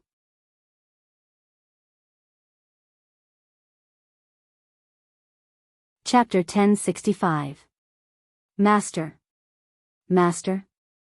I knew it, bastard, couldn't you have shown up earlier? Vanessa, Ronan, Krasis, and Grom spoke in different tones, but they expressed the same meaning. The surrounding experts immediately realized who this black figure was. Could he be? Alexstrasza was stunned. I'm afraid so. Isra nodded lightly. According to the moon goddess Alun, these demigods all knew that there was a super spy in the Allied army who had infiltrated the highest level of the Burning Legion. Although no one knew who this spy was, and no one knew what this spy could do. But in the end, at the most critical moment, the spy boss suddenly jumped out and set Sargeras up. This was really a big event that the Allied army was happy to see. Sargeras used his sharp fingers to firmly grasp the unstable inner wall of the portal. Your infernal affairs? Impossible. President Sargeras' eyes widened. He couldn't believe that the person who single-handedly sent Archimonde to Azeroth, opened the portal to Azeroth for him, and did something that no Eridar warlock could do. A new Void Lord with a bright future would betray him at this time. Did the intelligence of the Titans drop after they fell? Idiot, you don't understand the meaning of the pseudonym of infernal affairs. Duque smirked. Illidan and Malfurion noticed that a few long strands of dark blue hair floated next to Duque's image. Was Tyrande beside him? The bitterness in the Stormwind brothers' mouths deepened. In the next second, Sargeras didn't disappoint the Allied army. He roared and was forcibly sucked back. The portal that lost its support began to shrink rapidly. But this wasn't the end. The powerful spatial fluctuations caused by the big explosion just now showed no signs of subsiding. Just when everyone wanted Duque to do something, Duque didn't disappoint them. Things have gotten out of hand. Looks like Azeroth City can't be saved. Duque looked distressed. Even though Duque was talking about something terrifying, the faces of all the big shots of the Allied forces were filled with unconcealable surprise. Previously, the planet could not even be saved. It could explode at any moment, and everyone would be wiped out. Now, they were only going to blow up Azhara. Is this for real? If this was the price they had to pay for this world-shaking battle, then wasn't this price too light? No one dared to say that Duque could or could not do it. Every big shot raised their heads and waited for Duque to make his move. In the distorted void, Duque turned around with a smile. Oh, I told you that I would let you witness a miracle. Tyrande still couldn't believe it. She felt like she was dreaming. How did the terrifying Sargeras get sucked back just like that? Dukong isn't lying to me, right? It couldn't be a fabricated illusion, right? If these were all illusions, then weren't these illusions a little too realistic? Tyrande suddenly realized that Duque was holding her hand and pressing a large blue button. Just now, Duque had pressed the leftmost button. This is the second button that will make the Burning Legion pay a heavy price. You've wronged yourself and sacrificed so much. Shouldn't you vent your anger now? Tyrande was completely dumbfounded. She subconsciously chose to believe Duque, and pressed the button with her trembling hand. In Azeroth, although the Demon King had been sucked back, which was an unbelievable result, the crisis was still there. Either the following explosion would destroy everything, or the portal would remain open, and the Burning Legion and Sargeras would still have a chance to enter Azeroth again. Just then, the intense explosion that seemed like it was about to spread to the entire world suddenly stopped. There was a sudden deathly silence in the air, as if the entire world had become silent. The wind stopped, and even the water from the Well of Eternity that had almost reached the sky fell back down. There was no longer any sound. This strange scene made all the big shots of the Allied forces look at each other. 3 seconds later, the roar of the wind resounded throughout the Well of Eternity, Azeroth, and even the entire Kalimdor continent. A seemingly chaotic gust of wind surged in the air. Even though it was turbulent, it had the power of a hurricane. Fortunately, Isra managed to dodge it in time. Like an apocalyptic storm, the wind blew violently. It was more violent than any hurricane that mortals had ever seen before. The giant dragons in the sky were caught off guard and were sent spinning in the air, flying around randomly, and even crashing into each other. Unexpectedly, they soon regained their balance. Only a few unlucky ones who collided with each other grimaced in pain, but this was nothing to the thick-skinned wyverns. More importantly, the wind just now seemed to have disappeared. The focus wasn't on the wyverns, but on the demons. The Doomsday Guards and all the flying demons couldn't escape this disaster. These winged demons couldn't control themselves in the air, and they couldn't do anything about the terrifying hurricane. A few demons crashed into each other, their skulls cracked and limbs broken. Many demons died just like that. But in the strong wind, their corpses didn't fall down. Instead, they spun rapidly on the surface of the Well of Eternity. It was as if a supergiant was drinking pearl milk tea, and these tragic demons were the so-called pearls.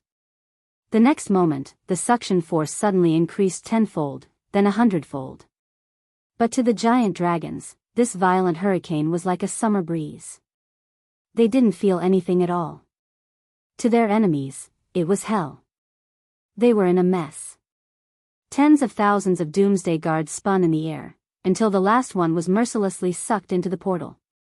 The big shots of the Allied forces were dumbfounded. They never imagined that there was such a terrifying spell or some kind of device in the world, and that it was specifically used against demons. The demons that were still breathing wailed loudly, just like the screams of the weak creatures they had destroyed and slaughtered. But it was useless. They were like scraps of paper in a wild storm, unable to resist this terrifying storm. Not only the Air Force, but even the ferocious-looking demons on the ground were sucked into the portal from all directions. At first, it was the smaller ordinary demons like the Hellhounds, then the Demon Guards, and in the end, even the larger demons that weighed dozens of tons couldn't escape. The demons instantly rushed into the huge portal. In the eyes of others, their bodies began to distort and elongate like noodles. Finally, they became incomparably long, liquid-like things that were sucked into the portal. In the end, nothing could be seen.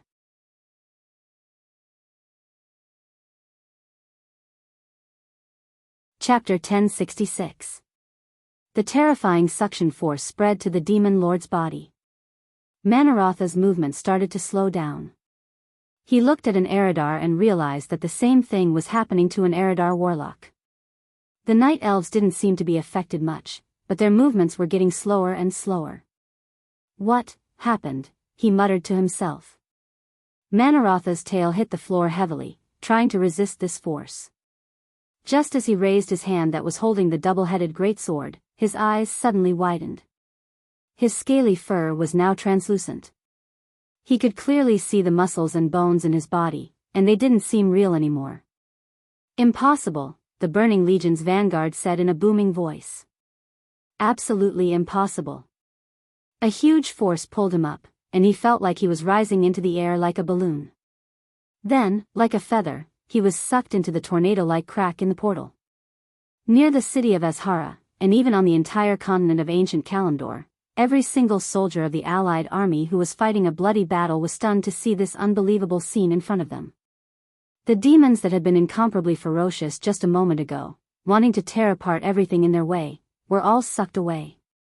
It was as if the enemies they had fought for months and sacrificed countless lives to resist were just a bunch of laughable illusions.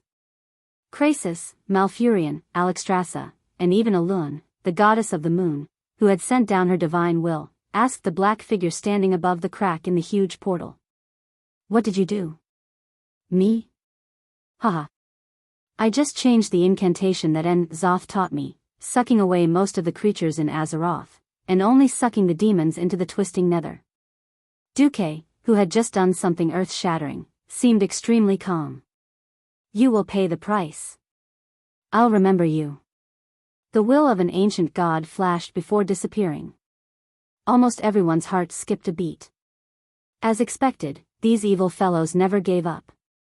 However, to be able to change the incantation of an ancient god, where did this Dukong come from?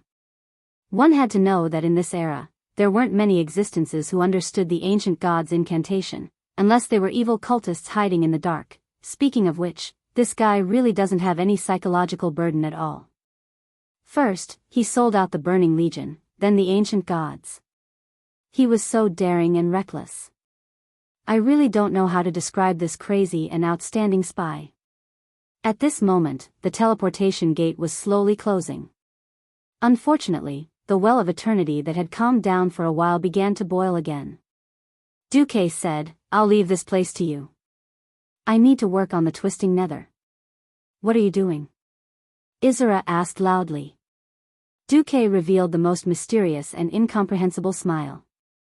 "It's rare for me to have such a powerful weapon. How can I vent my hatred if I don't get rid of the Burning Legion?"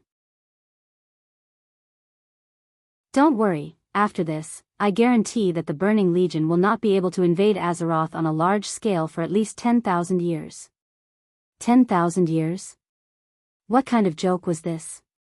Being able to maintain peace for 100 years was already a miracle. Moreover, the main force of the Burning Legion had only been forcefully dragged away, not destroyed.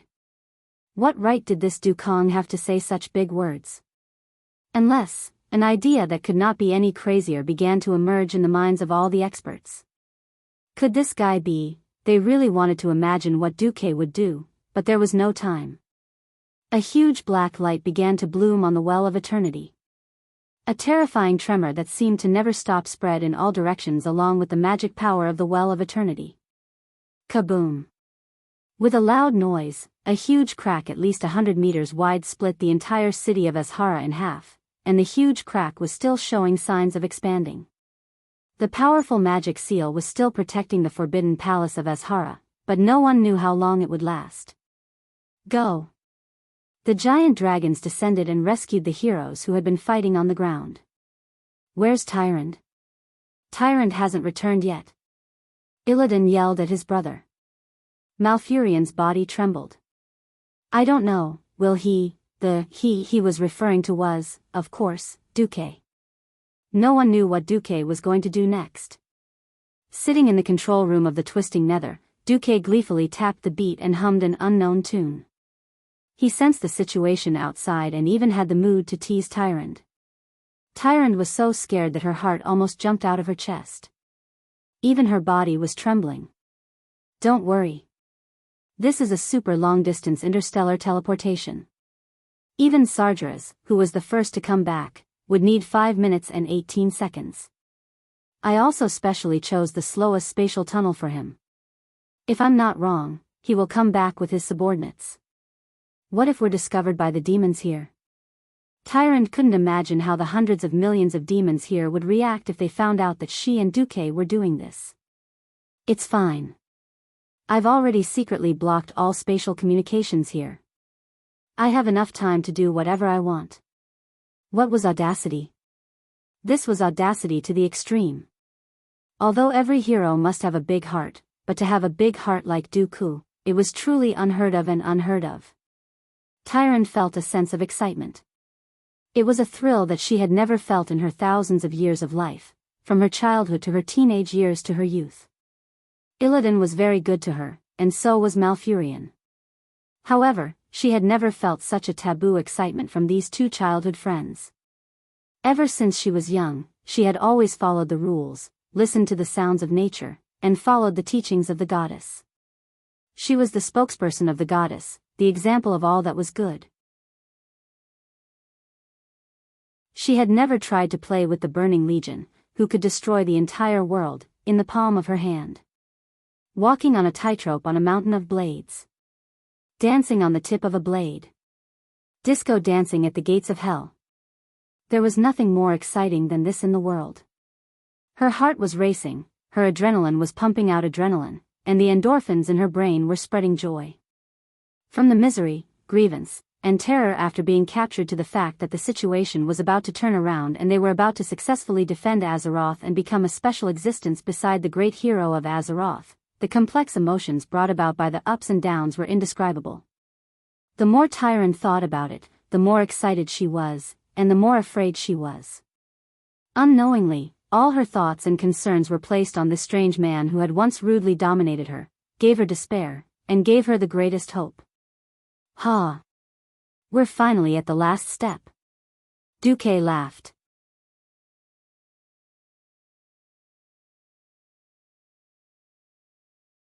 Chapter 1067.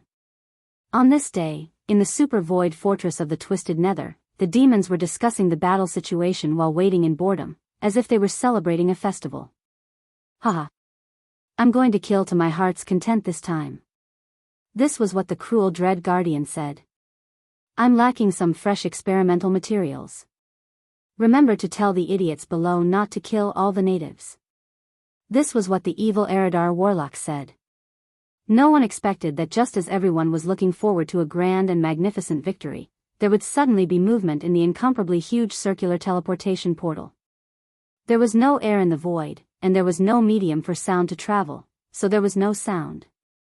However, this scene made every demon who witnessed this scene feel like they were hallucinating. There was a loud bang in their heads. That was an uncountable number of demons. They were all the lucky ones in the eyes of other demons, lucky enough to be the first to rush to planet Azeroth.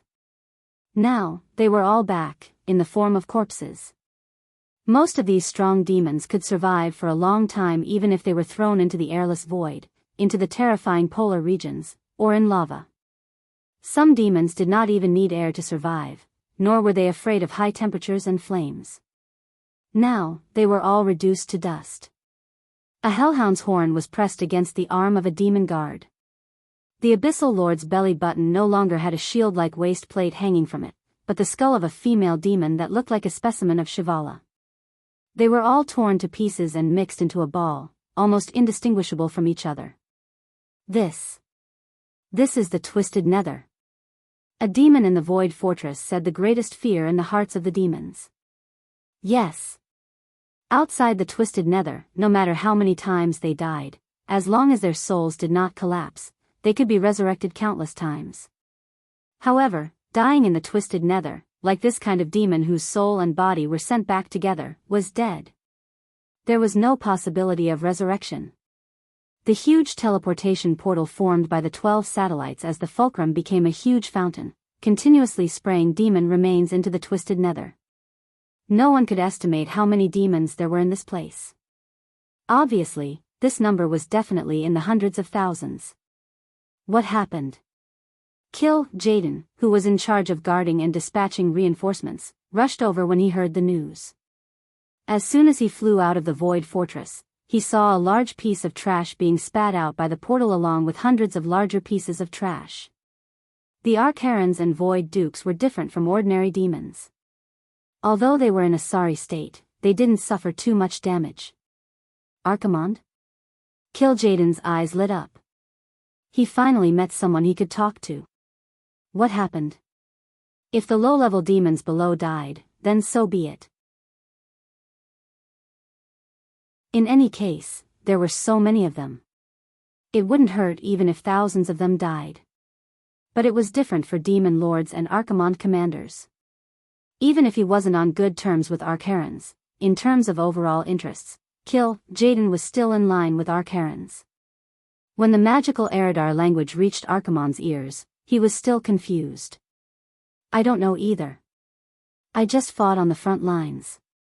There was a guy who looked like a white deer who was very powerful. It took me a lot of effort to barely defeat him. All of a sudden, I was pulled back. This is... At this time, Kil'jaeden, who had regained his senses, remembered that there was someone else he could ask about this situation. That was the high-tier Void Lord in charge of the portal.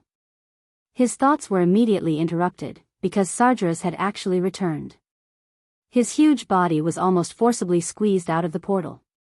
The melted armor covered the fallen titan from his neck to his feet. Sargeras's entire body exuded a black, violent magic. This magic was shockingly powerful. Just looking directly at it would be enough to stab one's eyes and cause pain. In the void control room, Tyrant endured the pain and bravely looked at Sargeras's evil face. It was a face that was twisted and perfect. About 15,000 years ago, Sargeras was still a handsome, almost perfect being. Through Alun, Tyrant learned that the race of this creature was the one who created this world. But now, this handsome face was filled with evil. His body was already dead, and his eyes were burning with flames. He was in an extremely chaotic state of emptiness.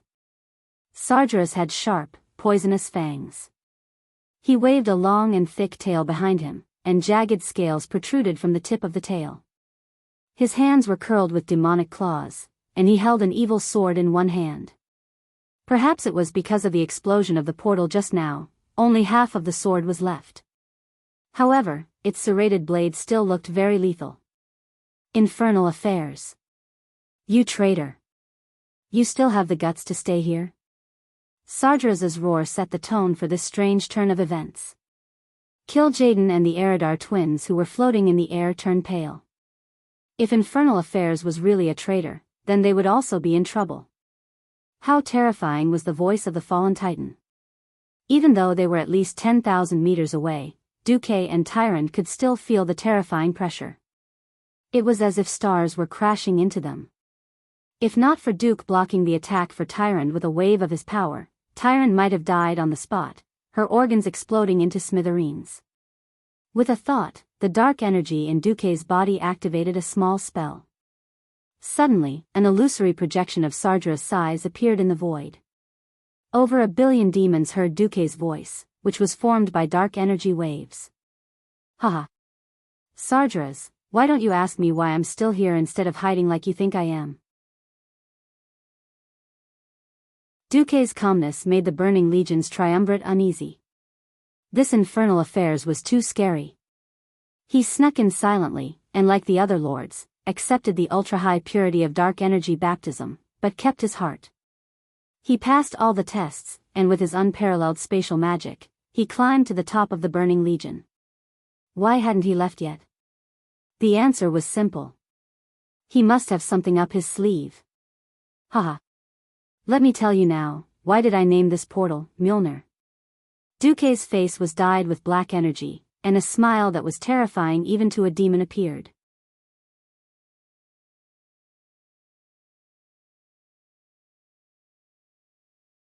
Chapter 1068. I don't care what you're up to. Everything is over. You can't betray the Legion just because you want to. Pay the heaviest price for your sins. Following Kil'jaeden's domineering words, the image of something in Kil'jaeden's hand was magnified many times. It was magnified to the point that even Duque and Tyrant, who were thousands of meters away, could see it clearly. It was a lifelike black, translucent humanoid spirit. On the spirit body, a black robe wrapped around this slender and slightly demonic body. It posed in a handsome pose, its face full of complacency, evil, and mysteriousness. Ah! Tyrant exclaimed.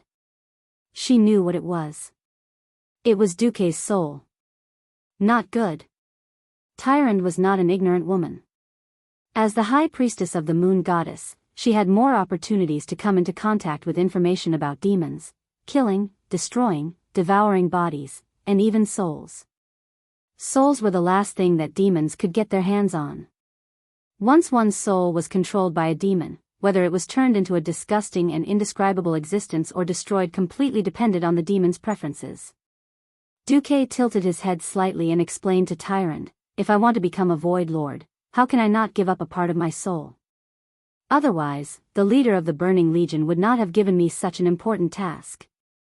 Tyrant's heart felt as if it had fallen into the deepest and darkest hell of despair, and there was no longer any warmth in her. The hatred and resentment that Duque had towards her for everything that he had done to her disappeared at this moment. Even though he knew that he would probably die, and even his soul might fall into hell and suffer for billions of years, he still gave the Burning Legion the most tragic counterattack. This kind of heroic spirit was not something that mortals could imagine or even compare to. What was greatness?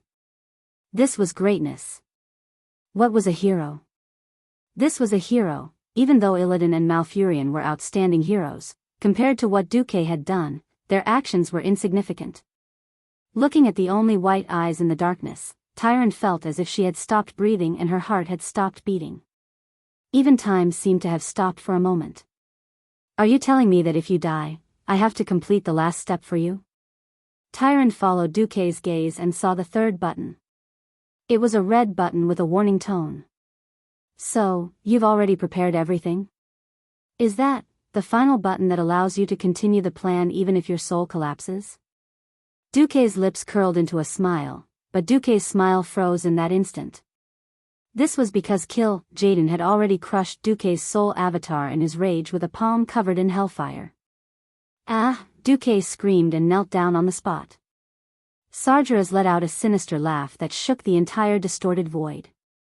Infernal affairs, don't think that death is the end. This is just the beginning, Sargeras was furious. The grand plan that he had been planning for so long had been ruined by a small traitor. He couldn't even wait for Duque to die. With a wave of his hand, he snatched Duque's soul from Jaden's hands and gave him the most terrifying soul punishment. That's right. Just like how he had done the soul punishment hundreds of thousands of times before, he only had to activate the spell and he could use this part of the soul that had been processed by a secret spell to pull over Duque's entire soul. Then he could. Tyron's entire body trembled. She didn't know how painful the soul punishment was, but she had heard the cries of her sisters who had died in the hands of Eridar's Gemini. None of the physical punishments in the world could make people cry out in despair like that. She wanted to say that she could imagine what kind of pain it was, but she couldn't lie to herself. Looking at the trembling Duque, who was sweating profusely, she shouted in her heart, "Tyrant! There's no time to be weak. Don't let Duquang's efforts go to waste. For Azeroth. For the goddess. And even more for Dukong. You have to be strong. Tyrant." Tyrant couldn't care less about Duque beside her. She used all her courage and strength to pounce forward like a cheetah and hit the last red button with her fist. With the press of the button, the 12 satellites suddenly rotated, and after countless teleportations, the magic power accumulated in the satellites burst out at this moment. They were arranged according to the time of the clock. The next moment, the magic on all the satellites gathered at the center point. When the 12 white-hot light beams gathered into one, it released a dazzling light that was as dazzling as the birth of a new star. A thick energy cannon was shot out. From afar, it looked like a solid object. In less than 1,000th of a second, the terrifying high-energy cluster covered the distance of more than 10,000 meters and pierced into the base of the Burning Legion, the void fortress that was generally prismatic and built from the inside out of a giant meteorite. As the base of the Burning Legion for more than 10,000 years, the surface of the fortress was mostly covered with precious metals such as krypton gold. The interior was constructed with an unknown alloy that had been treated with high magical protection. In fact, most of the defensive walls inside the fortress were handmade from the remnants of the interstellar battleships that Sargeras had stolen from the Pantheon. But even with the outer layer of super hard metal and the inner wall made from the interstellar battleship shell, it still failed after resisting for a few seconds. The light beam pierced through the fortress's anus and reached the interior. All the huge compartments along the way were instantly set ablaze due to the void extracting oxygen and air. The explosion was extinguished in an instant. Small white light bubbles quickly appeared and extended to the area near the damaged area. In all fairness, the power of this cannon was not small. It was enough to withstand the energy waves caused by hundreds of interstellar battleships exploding at the same time. This meant that in that instant, the Void Fortress had lost tens of thousands of demons. Sargeras didn't care. Compared to the Burning Legion, which had hundreds of millions of soldiers, the loss of tens of thousands, hundreds of thousands, millions, or even tens of millions would not affect the Burning Legion's foundation. However, being hit in the fortress's central warehouse where the demonic crystals were stored would cause an explosion that could affect the entire Void Fortress and destroy the billions of demons within it. That was another matter altogether.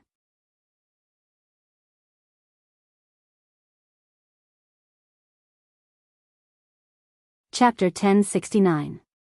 Dark energy had never been a stable and peaceful energy. High-purity dark energy crystals that stored large amounts of dark energy were even harder to deal with. The dark energy obtained after destroying countless planets and slaughtering billions of lives was good stuff, but with the Burning Legion's half-baked science, all the demonic craftsmen could think of was to gather the dark energy, separate it into compartments, and store it away from the outside world as much as possible. Who would have thought that once it was hit by high energy, the dark energy crystals would become a more terrifying existence than a nuclear bomb? A super explosion that no one could have imagined happened. The Burning Legion's triumvirate turned their heads, and looked at everything before them in horror and despair.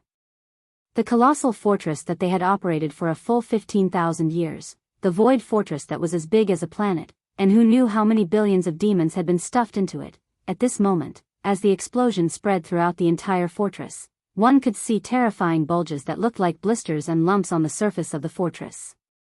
Pft, pft, pft. No sound could be heard in the void, but that was what their nerves told the triumvirate. Expand. Expand. Expand again. Anyone could see that the void fortress was done for. 3 long yet brief seconds passed, and the entire fortress burst into the brightest green light.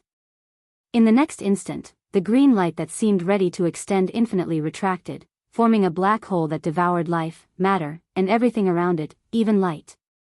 No, Sargeras let out the most miserable scream he had ever let out since he fell. Ever since the Pantheon's rebellion, his 15,000 years of hard work had been destroyed in his lair. Tyron stared blankly at the scene on the holographic screen. She was crying, and 2 streams of tears had uncontrollably dyed her face red. She was laughing, because she suddenly felt that the burden on her shoulders since the Burning Legion's invasion had vanished. At the same time, she had accomplished everything she had to do. Dukong. Hey. Do you see that? I've fulfilled our wish.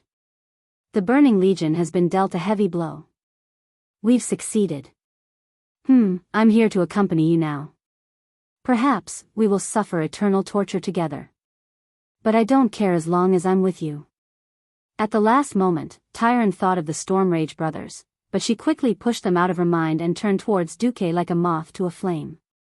Turning Duque's body over, Tyron began to rain kisses on Duque's face like a madwoman. She didn't know when the Burning Legion's Big Three would come to deal with her, but she didn't expect to return to the forest that gave birth to her. She wanted to seize the last chance to be intimate with Duque. At this moment, a scare happened. Duque suddenly grabbed her waist and scolded, "Stupid woman. Stop kissing me. You're hindering my spell casting." Casting spells? What spell? Tyron, who was in a state of confusion, asked subconsciously. Duque cursed, "Of course it's to open a portal and run away. If we don't run after acting tough, are we going to wait for the 3 heavyweights to kill us?" Huh? What's wrong with you? Tyron was extremely shocked, and then ecstatic. She wanted to ask Dukong why his soul wasn't taken away. Let's run first. Duque jumped into a portal with Tyron in his arms. On the other side, the Burning Legion's Big Three also realized that something was wrong. Oh no. Impossible. How could he? By the time they wanted to stop it, it was already too late. Firstly, they were caught off guard. Secondly, the space around them had already started to shatter. Thirdly, in terms of spatial magic, none of them could compare to Duque.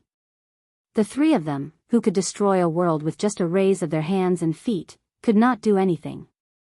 They could only watch as Duke, whose soul should have been shattered and whom they could do whatever they wanted to him, jumped up and ran away with the girl. He ran away. That's right. He really ran away. Sargeras, Archimonde, and Jaden let out furious, heart-wrenching, and abnormally twisted roars at the same time. None of the Void Lords dared to go near the 3 heavyweights. They were afraid that they would be destroyed if they offended them. The Eridar twins were terrified as they hugged each other and trembled. They knew that since the infernal affairs had run away, someone else would have to take the blame. They had single-handedly selected the infernal affairs, so they had no way to escape. In the void, everything around them was strange and blurry.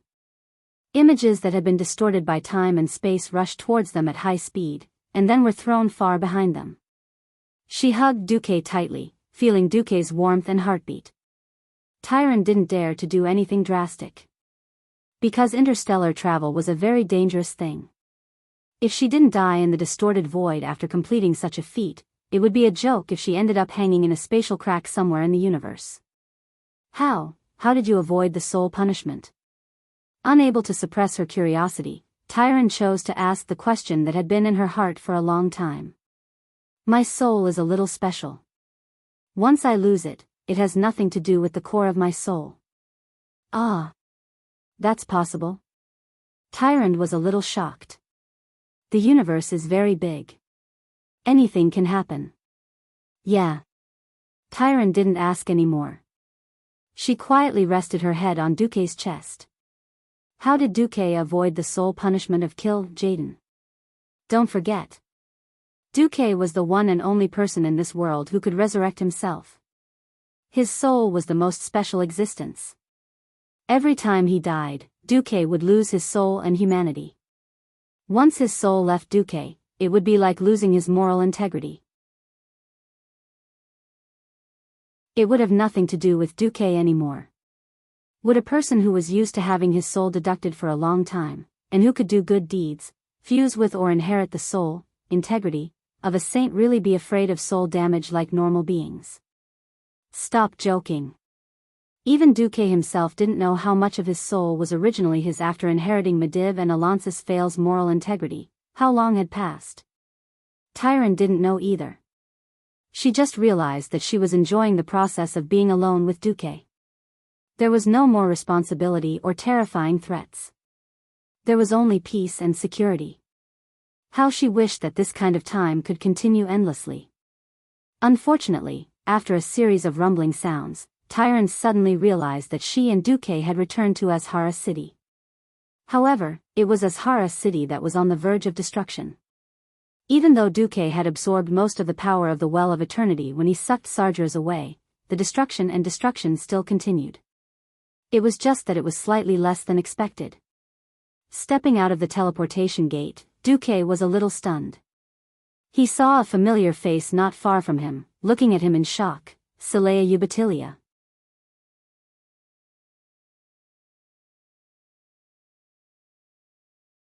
Chapter 1070. Outside the side hall that Duque had once stayed in, a violent gale was howling incessantly, and thunder rumbled incessantly. However, the side hall that had been secretly solidified by a certain person with a magic seal seemed to be the only safe island in the whirlpool of despair that was the Well of Eternity. Ever since he descended into this world, Duque had not had the chance to go anywhere other than the twisting nether and Azhara City. He was no longer a mage, so he could only use the space magic array that he had asked the warlocks of Eridar to prepare in advance to teleport. Setting the space seat here was a last resort. However, Duque did not expect that this elf maid, who was once tied up by the queen and could be stripped naked with a pinky, would appear here at this time. It was hard to describe the look in Silegia's eyes. Was it guilt? Fear? Longing for redemption? Or asking for pity? He did not know. It was probably all kinds of emotions, but they were all mixed up in her eyes.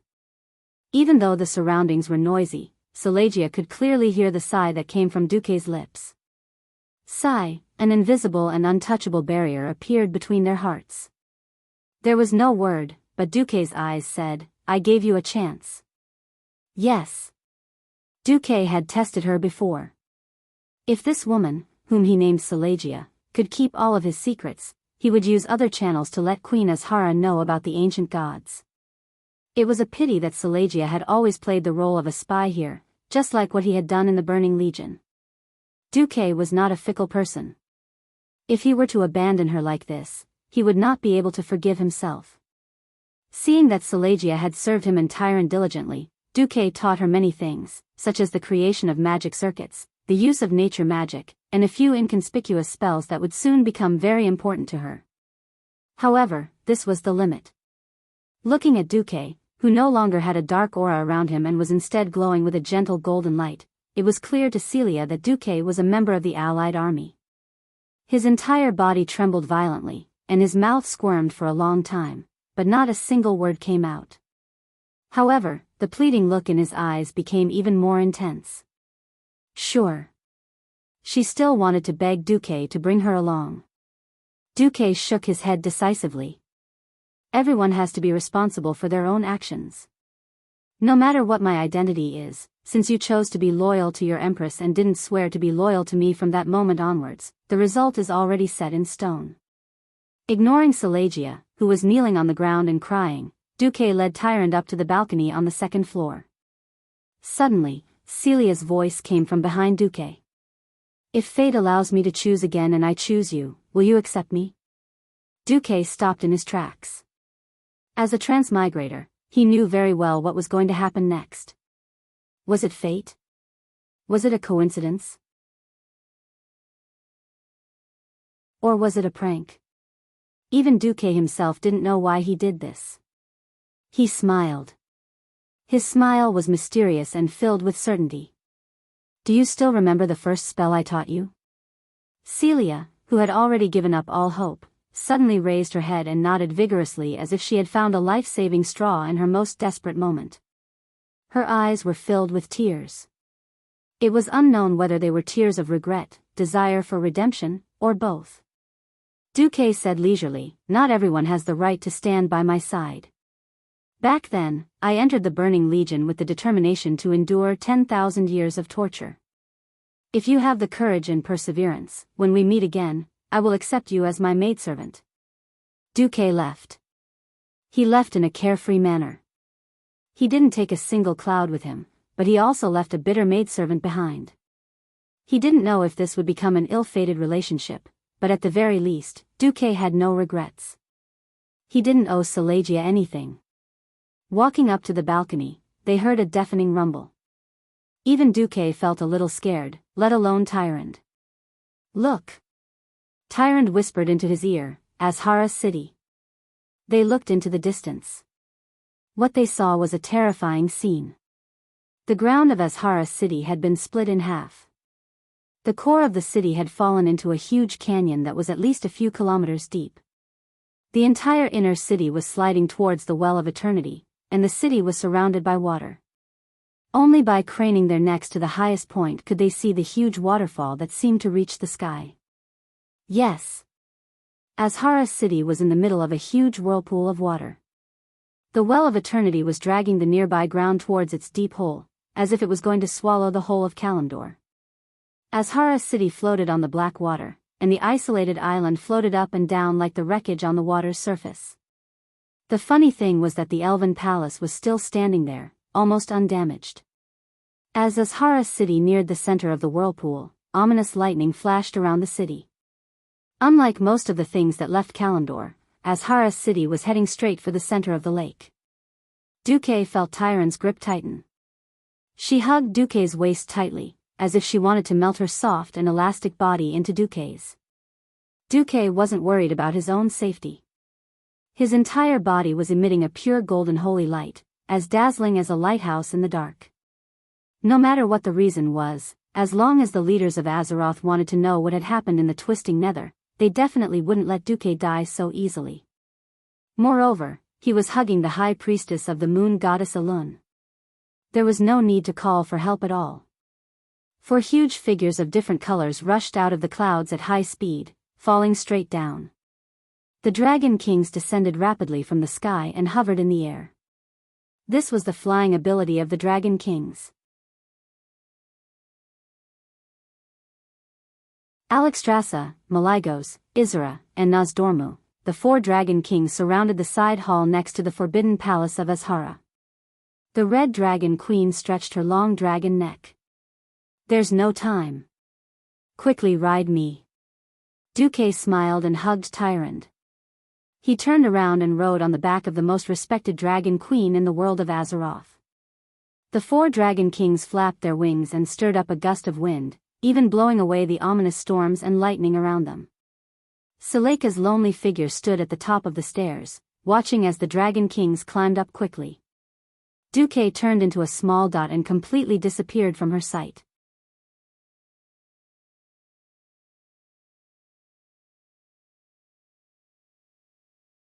Chapter 1071.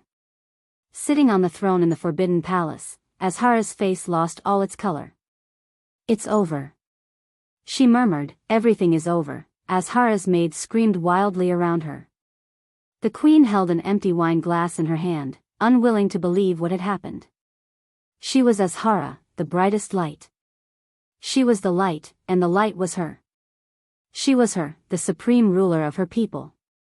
Even though she knew that destruction was right in front of her, she still stubbornly told herself that she would never allow such a thing to happen. Sargeras refused to marry her. She was just a pitiful creature that was abandoned after being used. Perhaps many of her followers saw this humiliating scene, but she still didn't want to admit to them that she was wrong. She abandoned her people, and in the end, she was abandoned by the god that she worshipped. How ironic was this? How bitter was this? The rumbling sound of destruction grew louder and louder. The palace, which had sunk to the bottom of the water, began to be shrouded in darkness. Even the night elves' dark vision couldn't see through it. The only light in the palace came from the violent power of the Well of Eternity. The dark lake water began to surge into the palace, washing away her two maids. The maids let out shrill screams and quickly disappeared into the lake water. I am Azhara. The queen muttered in her heart, her expression still cold. She cast a spell, and a magic shield suddenly appeared around her and the living maid beside her. My wish is the highest. She used her powerful magic to block the lake water, but as the water got deeper, the pressure on the magic shield increased. Azhara's brows furrowed, and beads of sweat appeared on her forehead. This was the first time in her life that she had sweated. At this moment, the familiar and disgusted voice in the darkness whispered to her. We have a way to make you stronger, stronger than before. We can help you. The queen wasn't stupid at all. Especially when a woman had just woken up from a dream of love, this woman was definitely at the smartest moment of her life. She knew that her shield wouldn't last long.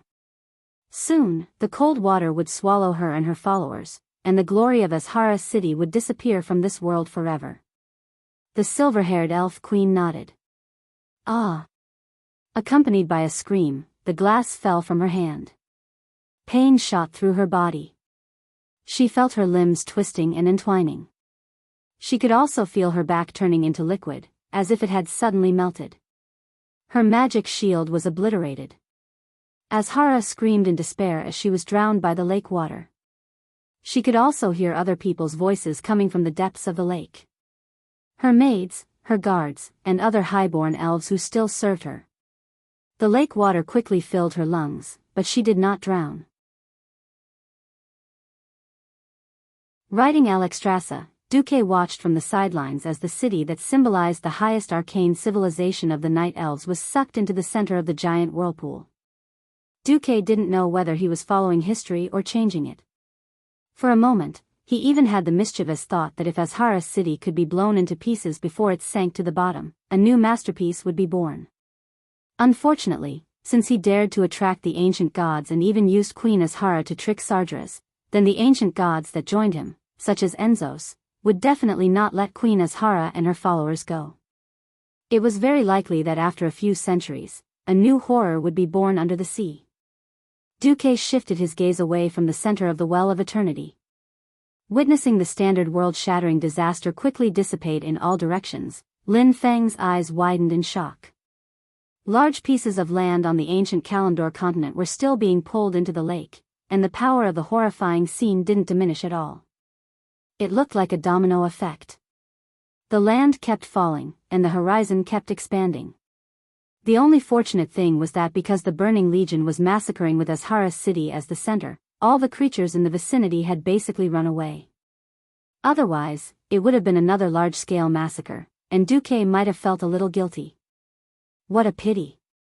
Mountains were uprooted one after another. Large tracts of land split open in the raging whirlpool, and then disappeared into the center of the whirlpool. Sitting on the Red Dragon Queen and looking down, Duque saw the land where the elves lived disappear without a trace in the blink of an eye. No power could withstand the destructive impact of the Well of Eternity. Perhaps to nature, even the bloody massacre of the Burning Legion was nothing. After all, what the Burning Legion did couldn't compare to what was happening now. Beyond his reach, the wheel of history still followed its inherent inertia and continued to move forward. Without the influence of external forces, everything was inevitable. A red dragon approached his queen at high speed. Ronan sat on a red dragon and waved his arms vigorously. Seeing that his master was safe and sound, he was very excited. "Do, Master Kong." Ronan, who was still very innocent, almost let it slip. Duque rolled his eyes at him. A few more dragons came over. Grom clearly saw Duque, and then, humph. He snorted and turned his head away. No one knew if he was sulking because he couldn't repay the favor, or if it was something else. Krasus also came with a smile. On the other hand, Vanessa, the maid with a belly full of evil tricks, didn't say anything, but when Duke looked at her. This bad maid, who often challenged her master in all sorts of ways, looked at Tyrant in Duque's arms. Her face was full of mockery, and she actually mouthed a few words to Duque: bird, beast, male, baron. No, no, no. The wind must be too strong, and my eyes must be playing tricks on me. Confess and be lenient, and you'll spend the rest of your life in prison. As an honest and reliable young master, how could Dumok admit to such a thing? It must be an illusion. This is definitely the world's fault. Ha ha ha ha. In the distance, the outline of Mount Hyjal appeared on the horizon. Looking down from the sky, Duque could see the main force of the night elves moving toward Mount Hyjal. Their blue-purple figures were easy to recognize. Behind them, the waves of destruction were still far behind them, seemingly chasing them closely. Tyrant suddenly became nervous. She asked Duque, "My compatriots, will they escape?" Duque looked at the ground, and the system elf quickly compared the surrounding environment with the geography of 10,000 years in the future. If he didn't make a mistake, this would already be the territory of Duroder in the future. Fraud Duque was very sure, it's okay, the disaster won't reach here.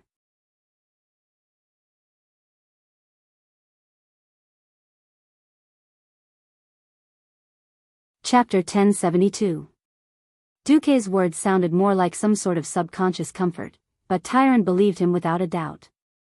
Tyrant no longer had any doubts about Duke's abilities as he was able to teleport the two of them back before the Burning Legion's 3 leaders could regain their senses and go on a rampage. If Duque said it was fine, then it was fine. Her heart, which had just started to waver, quickly calmed down. Mount Hyjal was getting closer and closer. As another base of the Night Elves' nature faction, Tyrant felt reassured every time she came to Mount Hyjal. Suddenly, Tyrant heard the goddess's voice. "My child, you've worked hard. Can I trouble you to persuade your companion to come to Mount Hyjal?" Tyrant hesitated when she heard this. She had heard from Malfurion about a few mysterious powerhouses. Including Du Kong beside him, there were a total of 3 humans. These were humans who were completely different from the humans of Kalimdor. They were powerful, mysterious, proficient in all kinds of spells, and had battle techniques that even the best night elf thieves could not master. No one knew where they came from. When they were dealing with the Burning Legion, they obviously had a common goal and naturally formed an alliance. But what about after that? Goddess alone is looking for you? Duque suddenly asked Tyrant after sensing the goddess's power. Yes, if you don't mind, the goddess hopes that you can go to Mount Hyjal. Tyrant asked carefully. In her days, she seemed to have become that helpless slave girl again. Duque laughed. Ha! Just nice, I also have something to ask Goddess Alun for help. Since both sides had the same wish, it was easy. Tyrant heaved a sigh of relief and continued to sit behind Duque. She hugged Duque's waist and pressed her Mount Hyjal against Duque's back, just like she had done in those days when she needed comfort the most. Unbeknownst to Tyrant, a few hundred meters behind her, a pair of brothers were staring at her from atop 2 dragons. Illidan shouted in his heart. No. It can't be like this. It shouldn't be like this. Tyrant is mine. At the very least, she would be Malfurion's. How could a jerk suddenly appear and take her away? These voices lingered in Illidan's mind, telling him of the unimaginable. Yes, there was a time when he was jealous of his brother, but he couldn't imagine doing anything that would hurt Malfurion, such as cutting off his left arm. But at such a time, he could not control his thoughts, and felt that this unthinkable thought of his was somehow a comfort to him. If the one who stole Tyrande was her brother, at least the pain of losing her would be slightly alleviated. Deep in his heart, Illidan still hoped that Tyrande would turn back and abandon the human spy who had once served Kil'jaeden. Perhaps there was still a glimmer of hope. Given time, Tyrande would realize that the two of them were more outstanding than the infernal affairs, and he was more outstanding than his elder brother. Perhaps to many couples, Tyrande's current actions were undoubtedly the greatest betrayal of their feelings. Perhaps, many men would turn their love into hate because of this. But at this moment, Illidan, who was wearing a green turban, and his elder brother, Malfurion, who was wearing the traditional green hat of the Druids, looked at each other and saw that they did not regret their choice. Of course, he chose to forgive her. Yes. As childhood sweethearts, this was an inevitable choice. However, compared to his elder brother who was prepared to do nothing, Illidan had a more radical approach. He secretly pinched his chest, where there were a few bottles of well water from the Well of Eternity. This was not the water that flowed into the magic vein and was diluted by the river water. This was the purest well water from the forbidden palace of Azhara. If I do something like this, Tyrande will definitely look at me differently, Illidan silently told himself. Dragons were the fastest flying creatures in this era. Not long after, the 4 dragon kings arrived at the peak of Mount Hyjal. It was only when the magnificent temple of the Moon Lady entered her vision that Tyrande realized that she had returned to her own life.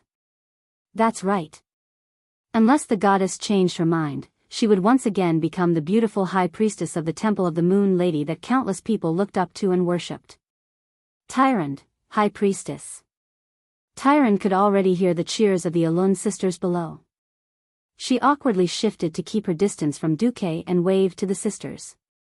As they got closer and closer to the ground, Tyrande subconsciously felt a little timid. She had no idea how to tell her sisters about her experiences over the past few days. She did not know what the goddess of Elun had told her sisters, but it seemed that the sisters did not have a bad impression of her because she had been captured by the demons. Instead, their eyes were filled with fanatical worship. Tyrande did not have time to ask, because after she and Duque were put down, the 4 dragon kings quickly transformed into their human forms. They urgently needed a meeting to understand the situation of the Burning Legion.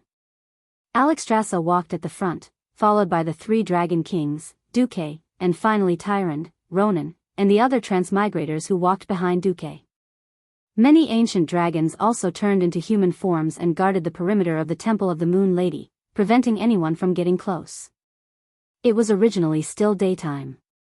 The moment Elun's descended, the sky above the central hall of the Moon God Temple turned from day to night. As the bright moonlight filled the entire hall, Duque could feel the will of the goddess turning into a large ball of gentle light that enveloped him. Hello. Expert from another world, may I ask what name I should use to address you? Infernal Affairs? Or Mr. Dukong? Elun's voice was gentle, and it was easy to associate her with the role of a mother. Duque bowed and replied respectfully, a name is just a code. We have our own difficulties that we cannot tell you our real names, please forgive us.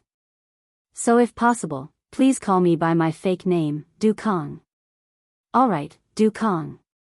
First of all, thank you and your friends for choosing the side of Azeroth in this war. We thank you on behalf of the billions of lives in Azeroth. An illusory white humanoid woman covered in white light appeared, looking like a marshmallow. But there was no doubt that it contained Elun's will. Elun bowed to Duque. Not only her, but the 4 dragon kings, including Alexstrasza, also bowed to Duque. You're tuning into the Biyao's Wuxia Chronicles YouTube channel. Don't forget to subscribe and join us on this journey to catch the most captivating stories.